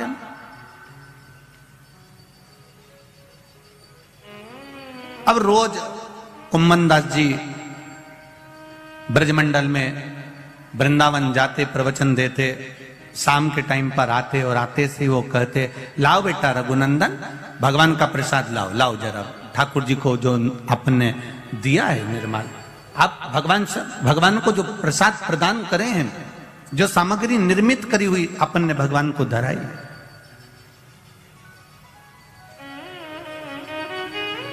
लाइए जरा लाओ।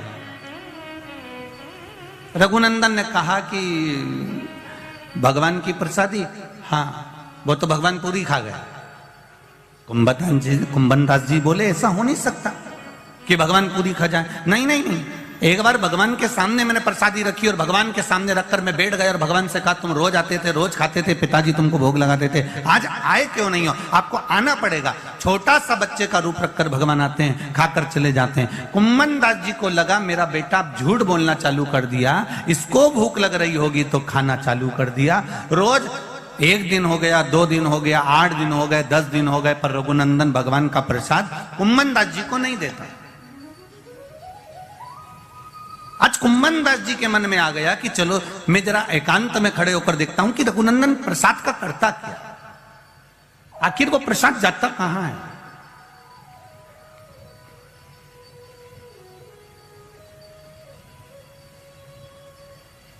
रघुनंदन ने भगवान को पुकारा, आइए लाडले भोग लगाइए। भगवान बच्चे का रूप रखकर आए। आज कुम्मन दास जी ने एक काम करा था, जब प्रवचन देने जा रहे थे तो उससे पहले लड्डू बनाकर रख दिए थे कि आज लड्डू का प्रसाद भगवान को धराएगा, और रखकर कुम्मन दास जी चले गए। रघुनंदन ने भोग लगाया। भगवान बाल्य अवस्था का स्वरूप धारण कर छोटे से बालक का रूप रखकर आए। कुम्मन दास जी पीछे से खड़े होकर देख रहे हैं कि आखिर होता क्या है, ये प्रसाद जाता कहां।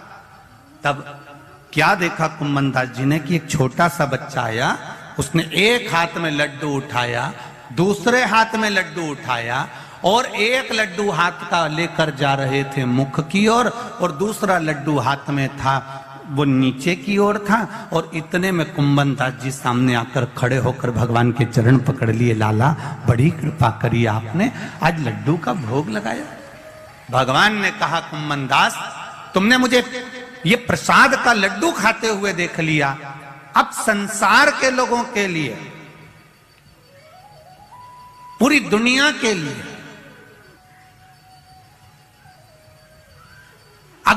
मान लो वो प्रसाद घर में नहीं भी है, मान लो घर में प्रसाद नहीं भी पहुंचा है, तो मेरे भगवान कृष्ण कह रहे हैं कुंभन दास, तुमने जो लड्डू प्रसाद को मेरे हाथ में देखा है, दुनिया के लोग भले अब घर में प्रसाद पहुंचे ना पहुंचे, पर मेरी ये लड्डू गोपाल की जो मूर्ति है, मात्र अगर इसका दर्शन ही कर लेंगे तो संपूर्ण तीर्थों के प्रसाद का फल उनको प्राप्त हो जाता है। आपके यहां भी होगी लड्डू गोपाल की प्रतिमा। कई लोग कहते होंगे ये लड्डू गोपाल कब बने, तो आप बता सकते हो कि कुंभन दास जी के प्रेम से प्रसाद को पाते समय, उस प्रसाद का आनंद लेते समय कुंभन दास जी ने जो भगवान का दर्शन करा था, उस प्रसाद के सुख से कुंभन दास जी के कारण आज भी संपूर्ण भारत देश में ही नहीं, देश में नहीं विदेश में भी लड्डू गोपाल विराजमान।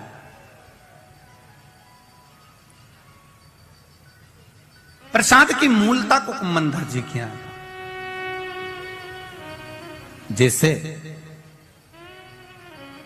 घर में कोई भोजन करने आया, शंकर जी के मंदिर में आप जल चढ़ाने जा रहे हो, पूजन की थाली लगाकर पूजन करने बैठ रहे हो, वृक्ष के नीचे जल चढ़ाने जा रहे हो, हाथ में पानी का लोटा है, ट्रे में गिलास है, किसी अतिथि को, किसी ब्राह्मण को, किसी साधु को, सन्यासी को, तपस्वी को, साधक को, उपासक को, अतिथि गण को या भगवान को, या भगवान को जल चढ़ाने जा रहे हो, या पूजन की थाली रखने जा रहे हो, उसमें जो लोटा रखा हुआ है या अलग से लोटा पकड़ा हुआ है, वो लोटा, वो गिलास, पानी का भरा हुआ पात्र जब नीचे गिरता है, अपन कहीं जा रहे हैं, किसी को जल देने जा रहे हैं, किसी को पानी पिलाने जा रहे हैं, किसी भगवान शंकर के शिवालय में जल चढ़ाने जा रहे हैं, और अगर वो जल का पात्र नीचे गिर जाता है तो प्रसाद शिव महापुराण की कथा कहती है वो शुभ नहीं माना जाता, उसको शुभ नहीं कह सकते,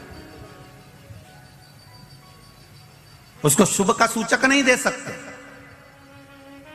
प्रसाद शिव महापुराण की कथा कहती है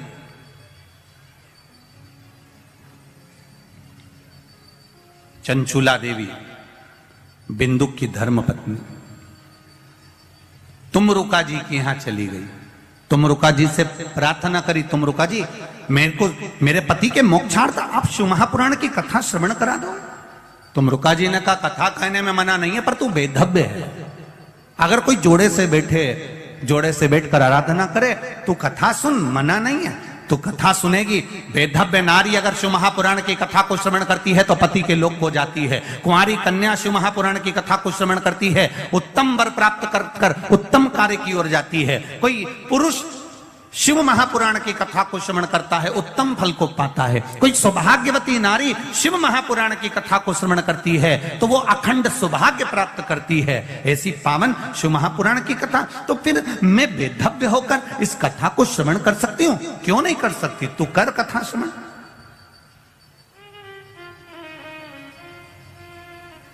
चंचूला देवी ने हाथ में जल लिया, भगवान देवाधिदेव महादेव से प्रार्थना करने जा रही है कि मेरे पति के लिए मैं शिव महापुराण की कथा करवा रही हूं, पर यजमान नहीं है, कोई जोड़ा मेरे पास में नहीं है। माता पार्वती जी ने कहा चंचूला देवी तुम शिव की आराधना करो, शंकर की आराधना करो, वो तुम्हारे यजमान बनेंगे, वो कथा के यजमान बनकर बैठेंगे, जोड़े से मैं बैठूंगी। अब चंचूला देवी पानी लेकर जाती है शंकर जी के मंदिर में चढ़ाने के लिए। जितनी बार चंचूला देवी जल लेकर शिव के चरणारविंद को शिवलिंग पर चढ़ाने के लिए जाती है, बालू का शिवलिंग बनाकर उसकी पूजन करने के लिए जाती है, जितनी बार जल का पात्र हाथ में लेती है उतनी बार पात्र गिर जाता है।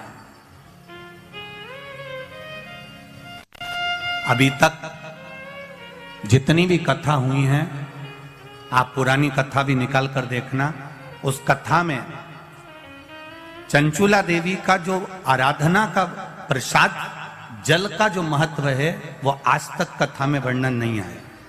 एक बार भगवान के सामने मैंने प्रसादी रखी और भगवान के सामने रखकर मैं बैठ गया और भगवान से कहा तुम रोज आते थे, रोज खाते थे, पिताजी तुमको भोग लगाते थे, आज आए क्यों नहीं हो? आपको आना पड़ेगा। छोटा सा बच्चे का रूप रखकर भगवान आते हैं, खाकर चले जाते हैं। कुंभन दास जी को लगा मेरा बेटा झूठ बोलना चालू कर दिया, इसको भूख लग रही होगी तो खाना चालू कर दिया। रोज 1 दिन हो गया, 2 दिन हो गया, 8 दिन हो गए, 10 दिन हो गए, पर रघुनंदन भगवान का प्रसाद कुंभन दास जी को नहीं देता। आज कुम्भन दास जी के मन में आ गया कि चलो मैं जरा एकांत में खड़े होकर देखता हूं कि रघुनंदन प्रसाद का करता क्या, आखिर वो प्रसाद जाता कहां है।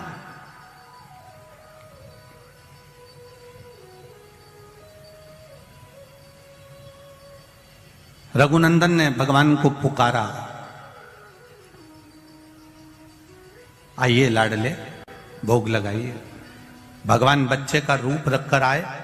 आज कुम्भन दास जी ने एक काम करा था, जब प्रवचन देने जा रहे थे तो उससे पहले लड्डू बनाकर रख दिए थे कि आज लड्डू का प्रसाद भगवान को धराएगा, और रखकर कुम्भन दास जी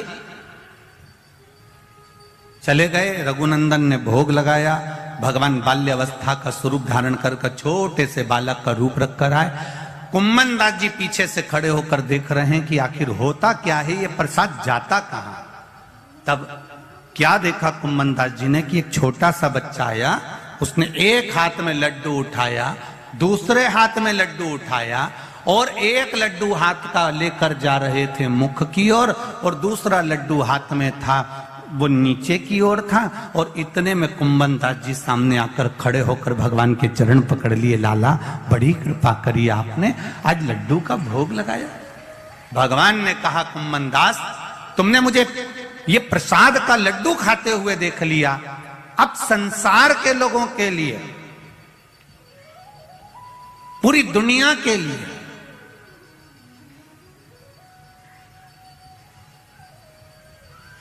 अगर मान लो वो प्रसाद घर में नहीं भी है, मान लो घर में प्रसाद नहीं भी पहुंचा है, तो मेरे भगवान कृष्ण कह रहे हैं, कुम्भन दास तुमने जो लड्डू प्रसाद को मेरे हाथ में देखा है, दुनिया के लोग भले अब घर में प्रसाद पहुंचे ना पहुंचे, पर मेरी ये लड्डू गोपाल की जो मूर्ति है, मात्र अगर इसका दर्शन ही कर लेंगे तो संपूर्ण तीर्थों के प्रसाद का फल उनको प्राप्त हो जाता है।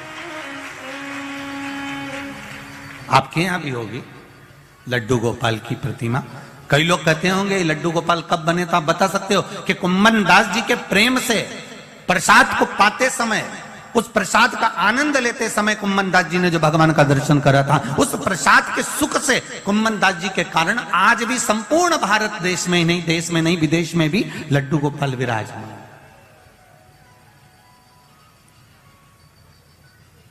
प्रसाद की मूलता को कुम्भन दास जी किया। जैसे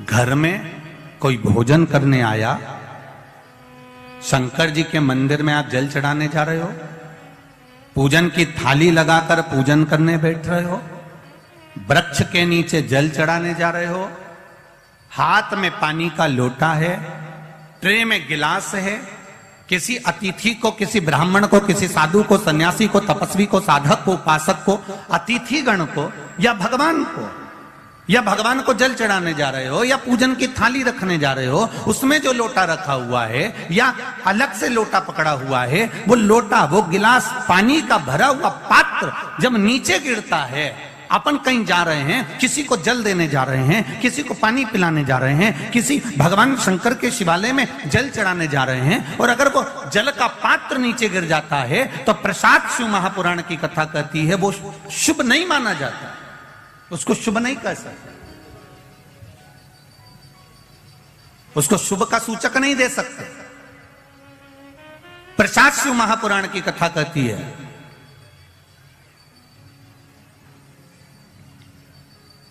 चंचूला देवी बिंदुक की धर्म पत्नी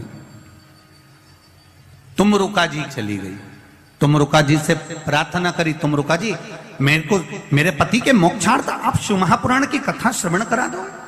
तुमरुका जी ने कहा, कथा कहने में मना नहीं है, पर तू बेधव्य है। अगर कोई जोड़े से बैठकर आराधना करे तू कथा सुन, मना नहीं है, तो कथा सुनेगी। वेधव्य नारी अगर शिव महापुराण की कथा को श्रवण करती है तो पति के लोक को जाती है। कुंवारी कन्या शिव महापुराण की कथा को श्रवण करती है, उत्तम वर प्राप्त कर उत्तम कार्य की ओर जाती है। कोई पुरुष शिव महापुराण की कथा को श्रवण करता है, उत्तम फल को पाता है। कोई सौभाग्यवती नारी शिव महापुराण की कथा को श्रवण करती है तो वो अखंड सौभाग्य प्राप्त करती है। ऐसी पावन शिव महापुराण की कथा, तो फिर मैं बेधव्य होकर इस कथा को श्रवण कर सकती हूं, क्यों नहीं कर सकती? तू कर कथा श्रवण।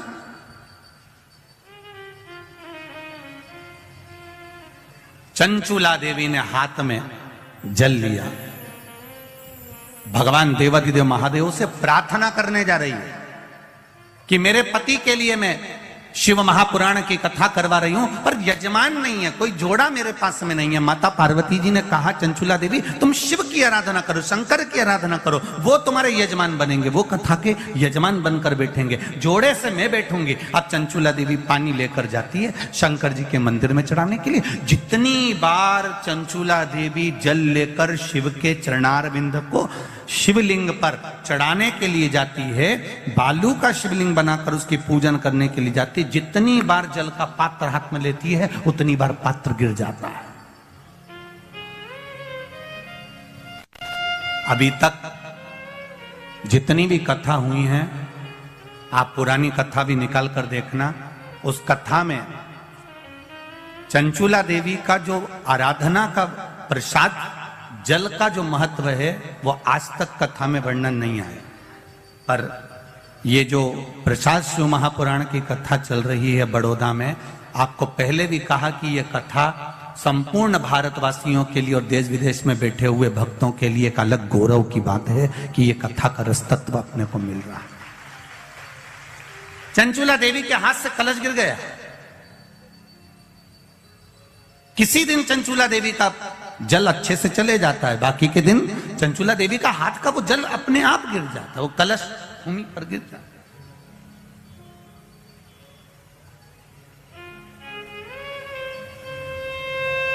फिर चंचूला देवी अंदर जाती है, फिर जल लाती है, फिर शिव जी को समर्पित करती है, पर एक बार का लाया हुआ जल तो नीचे गिर गया। शिव मंदिर में कभी भी जाकर पंडित जी से मत पूछना कि यहां की कोई सेवा मुझे बताओ। भगवान के अन्य मंदिर होंगे तो वहां जाकर पूछना, देवी जी के मंदिर में यहाँ सेवा बताओ, राम जी के मंदिर में पूछना यहाँ सेवा बताओ, भगवान कृष्ण के मंदिर में पूछना हमारे लिए कोई सेवा बताओ, भगवान दत्त के मंदिर में पूछना हमारे लिए सेवा बताओ। सारे मंदिरों में जाकर कहना कि हमारे लिए सेवा बताओ, और शिव जी के मंदिर में जाकर मत कहो कि हमारे लिए सेवा बताओ। वहां तो झाड़ू उठाओ, सेवा में लग जाओ। वहां तो निर्माल्य पड़ा है, उसको उठाओ, विसर्जन में ले जाओ। वहां पोछा उठाओ, पोछा लगाना प्रारंभ कर दो, शिव जी का श्रृंगार करना प्रारंभ कर दो, शिव जी का सुंदर स्नान कराना प्रारंभ कर दो। शिव मंदिर में सेवा पूछी नहीं जाती, सेवा करी जाती है, वहां सेवा करना पड़ती है। एक राज सिंहासन पर बैठने पर, एक कुर्सी पर बैठने पर, एक पद पर बैठने पर आपका कर्तव्य है कि आप बीच राह में से निकल कर जा रहे हैं, राज्य में से निकल कर जा रहे हैं, कोई दुखी आपको दिख रहा है, कोई गलत कार्य हो रहा है, आप अच्छे सिंहासन पर बैठे हैं, पद पर बैठे हैं, कुर्सी पर बैठे हैं, प्रतिष्ठा में बैठे हैं, आपकी बात दुनिया मानती है, तो आप उस गलत चीज को, गलत काम को हटाकर कुछ अच्छा कर सकते हो। आपको करना है, आप सेवा के लिए तत्पर रहें।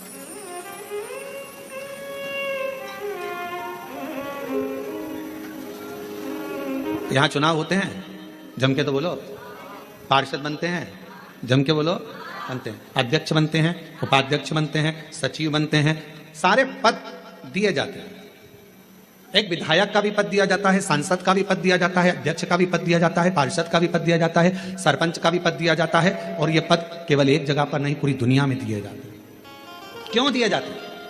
पार्षद जिस वार्ड का पार्षद होता है, जिस क्षेत्र का पार्षद होता है, उस क्षेत्र के पार्षद को, उस क्षेत्र के लोगों को बोलना ना पड़े कि पार्षद साहब हमारी ये नाली की प्रॉब्लम है, हमारी रोड की प्रॉब्लम है, हमारी ये प्रॉब्लम है। पार्षद उसी क्षेत्र का है, उसी कॉलोनी का है, उसी सोसाइटी का है, वो वहां घूमे और घूमने के बाद वो देखे कि मुझे सेवा का मौका कहाँ मिलेगा, मैं कहाँ सेवा करूं, मैं ये नाली बनवा दूं कि रोड बनवा दूं कि मुझे ये करना है। वहां कहना नहीं पड़े, शंकर के मंदिर में कहना ना पड़े कि तुम्हें ये करना। शिव मंदिर में जाकर कभी नहीं पूछना कि मुझे सेवा क्या करना, शिव मंदिर में तो जाकर सेवा का क्रम करो। अब लक्ष्मी जी पूछ रही हैं भोले बाबा से, आप मुझे बताओ, मैं आपकी सेवा में लगना चाहती हूँ। शिव जी ने कहा कि मैं क्या सेवा बताऊं, आप जाओ भगवान नारायण की सेवा करो। पर लक्ष्मी जी ने सोचा कि देवाधिदेव महादेव मुझे सेवा नहीं बता रहे हैं। सावन का महीना था, सोमवार का दिन था, माता लक्ष्मी पूरे सावन के महीने में शिवालय में जाती, शंकर जी के कैलाश पर्वत पर जाकर खूब सेवा करती, खूब। प्रथम सोमवारी निकल गई, द्वितीय सोमवारी निकल गई, तृतीय निकल गई, चतुर्थ आ गई, सोमवारियां निकलती चली गई। सावन का आखिरी सोमवार, देवाधिदेव महादेव प्रसन्न हो गए, लक्ष्मी को बुलाया, हे लक्ष्मी पूरी दुनिया में केवल महासंबोधन मेरे नाम के आगे लगा है, लोग मुझे देव अधिदेव महादेव कहते हैं। सारी पुराणों को केवल पुराण कहा जाएगा, पर शंकर की पुराण को भी महासंबोधन से संबोधित किया जाएगा, शिव महापुराण। लक्ष्मी मुझसे जो जुड़ा हुआ है, मेरे नाम के आगे महासंबोधन लगा हुआ है, लोग मुझे महादेव कहते हैं। और लक्ष्मी, तूने पूरे श्रावण के महीने में मेरी सेवा करी है, और आज सोमवारी के दिन तूने मेरी अविरल भक्ति को धारण करा है, बिना पूछे सेवा में, बिना दिखावे के तल्लीनता से सेवा करी है। मैं अपना महासंबोधन दुनिया में किसी को नहीं देता, आज तुझे दे रहा हूं। और लक्ष्मी केवल लक्ष्मी नहीं रही, उस दिन से लक्ष्मी मां लक्ष्मी। लक्ष्मी केवल लक्ष्मी नहीं रही, उस दिन लक्ष्मी महालक्ष्मी के संबोधन से प्रकट हो। आज महासंबोधन लक्ष्मी जी को अगर किसी ने दिया तो भगवान देवादिदेव महादेव ने दिया। और वह महासंबोधन कब मिला? सोमवार की, इस श्रावण के सोमवारी के दिन जो हम व्रत करते हैं, साधना करते हैं, उपास करते हैं, अर्चना करते हैं। पूरे वर्ष आप सोमवार का व्रत करते हैं कि नहीं करते वो पता नहीं, पर सावन के महीने में 4-5 जो भी सोमवार पड़ जाएं, अगर उस पर अगर आपने व्रत कर लिया, व्रत को धारण कर लिया, या शिवालय के जाकर भगवान शंकर की आराधना कर ली, तो पूरे वर्ष के सोमवार का फल सावन के महीने के 5 या 4 सोमवार में प्राप्त हो जाए। कल एक बहन ने पत्र लिखा था कि सावन महीने की इतनी महत्वता क्या है। हमने शिव महापुराण के अंदर पढ़ा तो ये सावन महीने का ज्यादा लेख शिव महापुराण के अंतर्गत नहीं मिला। श्रावण महीने की इतनी प्रबलता क्यों मानी गई? तो हमारा एक तो सोमवार का महत्व, सावन के सोमवार का महत्व क्या है, कोई आपसे पूछे तो आपको बताना चाहिए कि इस दिन लक्ष्मी को महालक्ष्मी कहा गया। शिव जी ने सफलता, कल वाला प्रश्न, शांति, दिशा और सफलता बिना मांगे मिलती है शिव के दरवाजे से। क्या क्या चीज? शांति, दिशा और सफलता। शिव के दरवाजे पर जाकर केवल आप सेवा करो, शिव के दरवाजे पर जाकर आप केवल जल अर्पित करो, शंकर जी की चौखट पर जाकर आप नमन करो, देवाधिदेव महादेव के शिवालय में जाकर प्रणाम करिए। भगवान शंकर की चौखट पर, द्वार पर अगर आप जा रहे हो, 3 चीजें आपको मांगना नहीं पड़ेगी। जैसे लक्ष्मी जी ने शिव जी से नहीं मांगा कि मुझे महासंबोधन दो, लक्ष्मी जी ने नहीं मांगा कि मुझे भगवान विष्णु दो, लक्ष्मी जी ने नहीं मांगा कि मुझे ये देना। लक्ष्मी जी तो शंकर भगवान की सेवा में लग गई, तो लक्ष्मी जी को 3 चीजें अपने आप मिल गई। एक शांति हृदय की, दूसरा दिशा, लक्ष्मी जी को कहाँ जाना है, और तीसरे नंबर पर सफलता। माता लक्ष्मी केवल लक्ष्मी नहीं रही, उनको महालक्ष्मी कहा गया, महालक्ष्मी। और फिर समझ लीजिए, लक्ष्मी में और महालक्ष्मी में बहुत बड़ा अंतर है। जरा सावधानी से सुनिएगा कथा को। आज सोमवारी का दिन है, सावन के महीने का, तो जितने शिवभक्त ऑनलाइन कथा को सुन रहे हैं, जितने आस्था चैनल पर, फेसबुक, यूट्यूब पर कथा को श्रवण कर रहे हैं, वो भी सावधानी से सुनिएगा। लक्ष्मी में और महालक्ष्मी में भी अंतर है। लक्ष्मी मां आती हैं तो तुरंत चली जाती हैं। लक्ष्मी आती हैं तो तुरंत चली जाती हैं। लक्ष्मी बहुत समय तक तिजोरी में, अलमारी में टिकती नहीं है। पर वही लक्ष्मी भगवान विष्णु जी के आदेश से, भगवान शंकर की कृपा से हमारे घर में आती हैं, तो वो महालक्ष्मी कहलाती है। और महालक्ष्मी अपने घर को छोड़कर कभी नहीं जाती है, वो वहां सदा सदा रहती है। बोल बम का नारा है, श्री शिवाय। महालक्ष्मी हमारे घर में रहती है।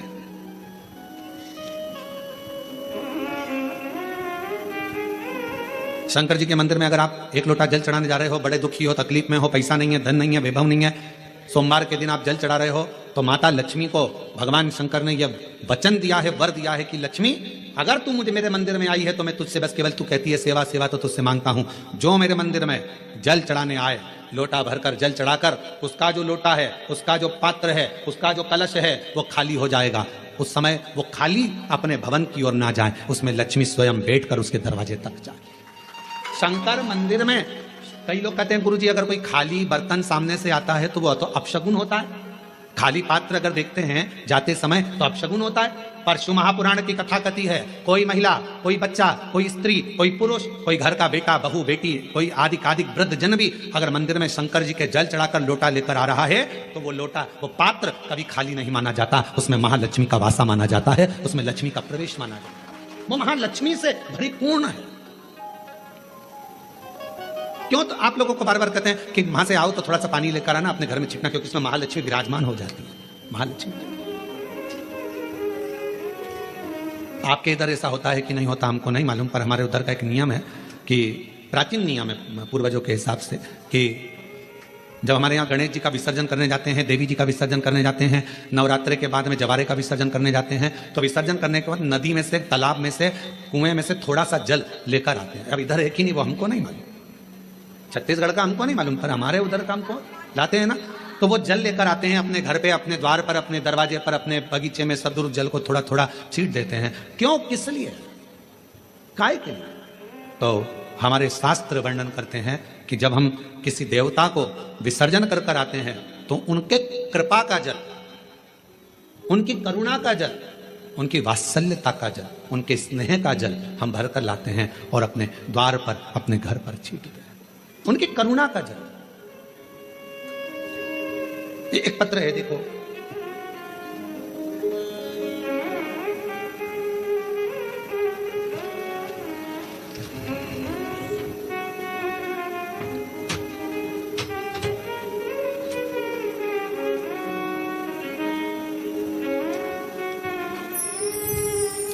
महाराज जी मेरा नाम शीला शर्मा है। कहीं बेटी हो तो हाथ हिला सकती हैं, शीला शर्मा। मेरे पति का नाम श्री ब्रह्मानंद शर्मा है। मैं गृहिणी हूं और ग्रस्त जीवन के साथ पूजा पाठ मेरा अधिक रुचि रहती है।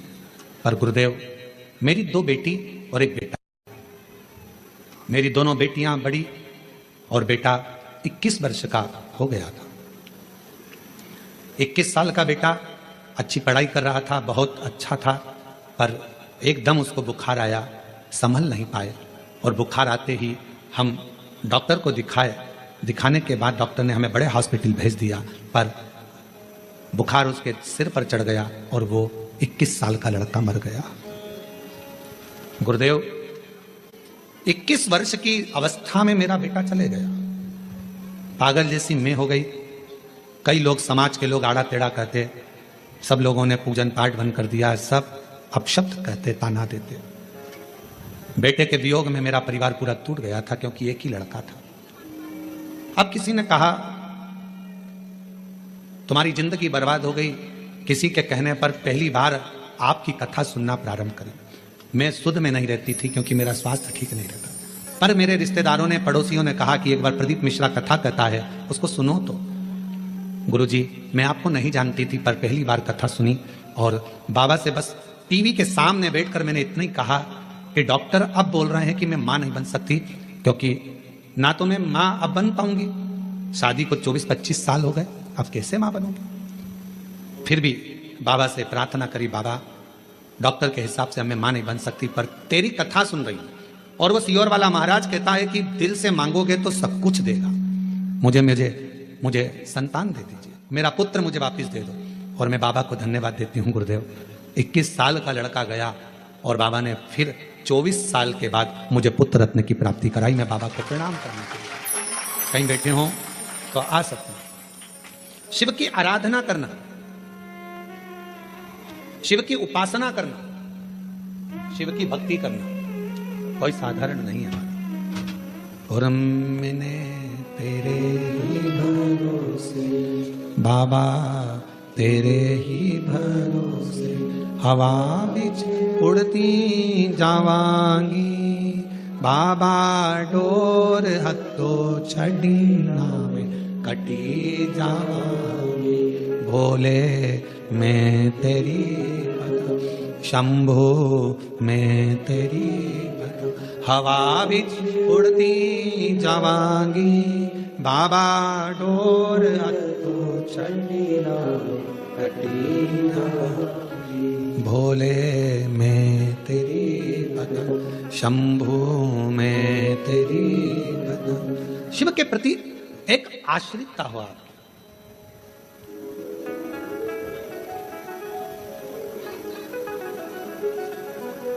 हमें अपने घर में केवल लक्ष्मी नहीं, हमें अपने घर में क्या बुलवाना है, महालक्ष्मी, जो टिके, रुके, रहे।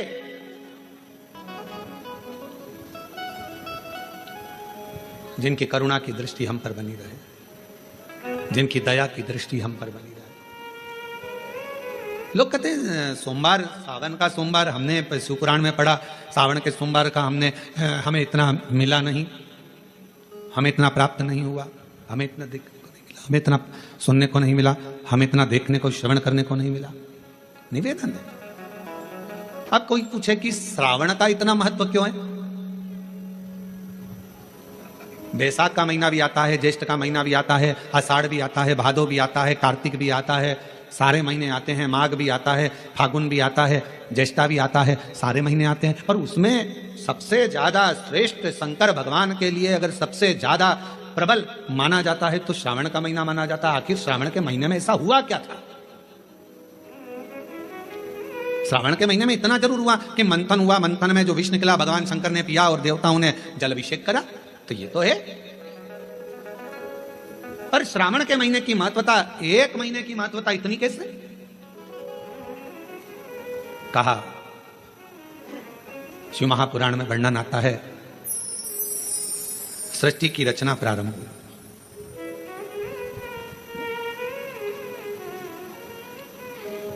और सृष्टि की रचना में जब सृष्टि की रचना हो रही थी, सृष्टि की रचना में दक्ष प्रजापति के साथ में माता प्रसूति का विवाह हुआ। और प्रसूति का विवाह जब हो गया, प्रसूति की जब शादी दक्ष प्रजापति के साथ हो गई, कई कन्याओं का जन्म हुआ, कई कन्या, बेटों का भी जन्म हुआ, कन्याओं का भी जन्म हुआ। और आखिरी में, सबसे आखिरी में दक्ष प्रजापति ने मां जगतजननी दुर्गा जी की आराधना करी और उनके घर में एक बेटी का और जन्म हुआ जिसका नाम था सती। सती का विवाह हो गया शिव जी के साथ में। यह कथा तो आप और हम हर कथा में श्रवण करते हैं। सती जी का विवाह हुआ। अब विवाह होने के बाद में एक बार दक्ष प्रजापति ने सारे देवताओं को बुलाकर एक सभा रखी। उस सभा में इधर की साइड में भगवान नारायण बैठे हुए थे और इधर की ओर भगवान शिव बैठे हुए थे।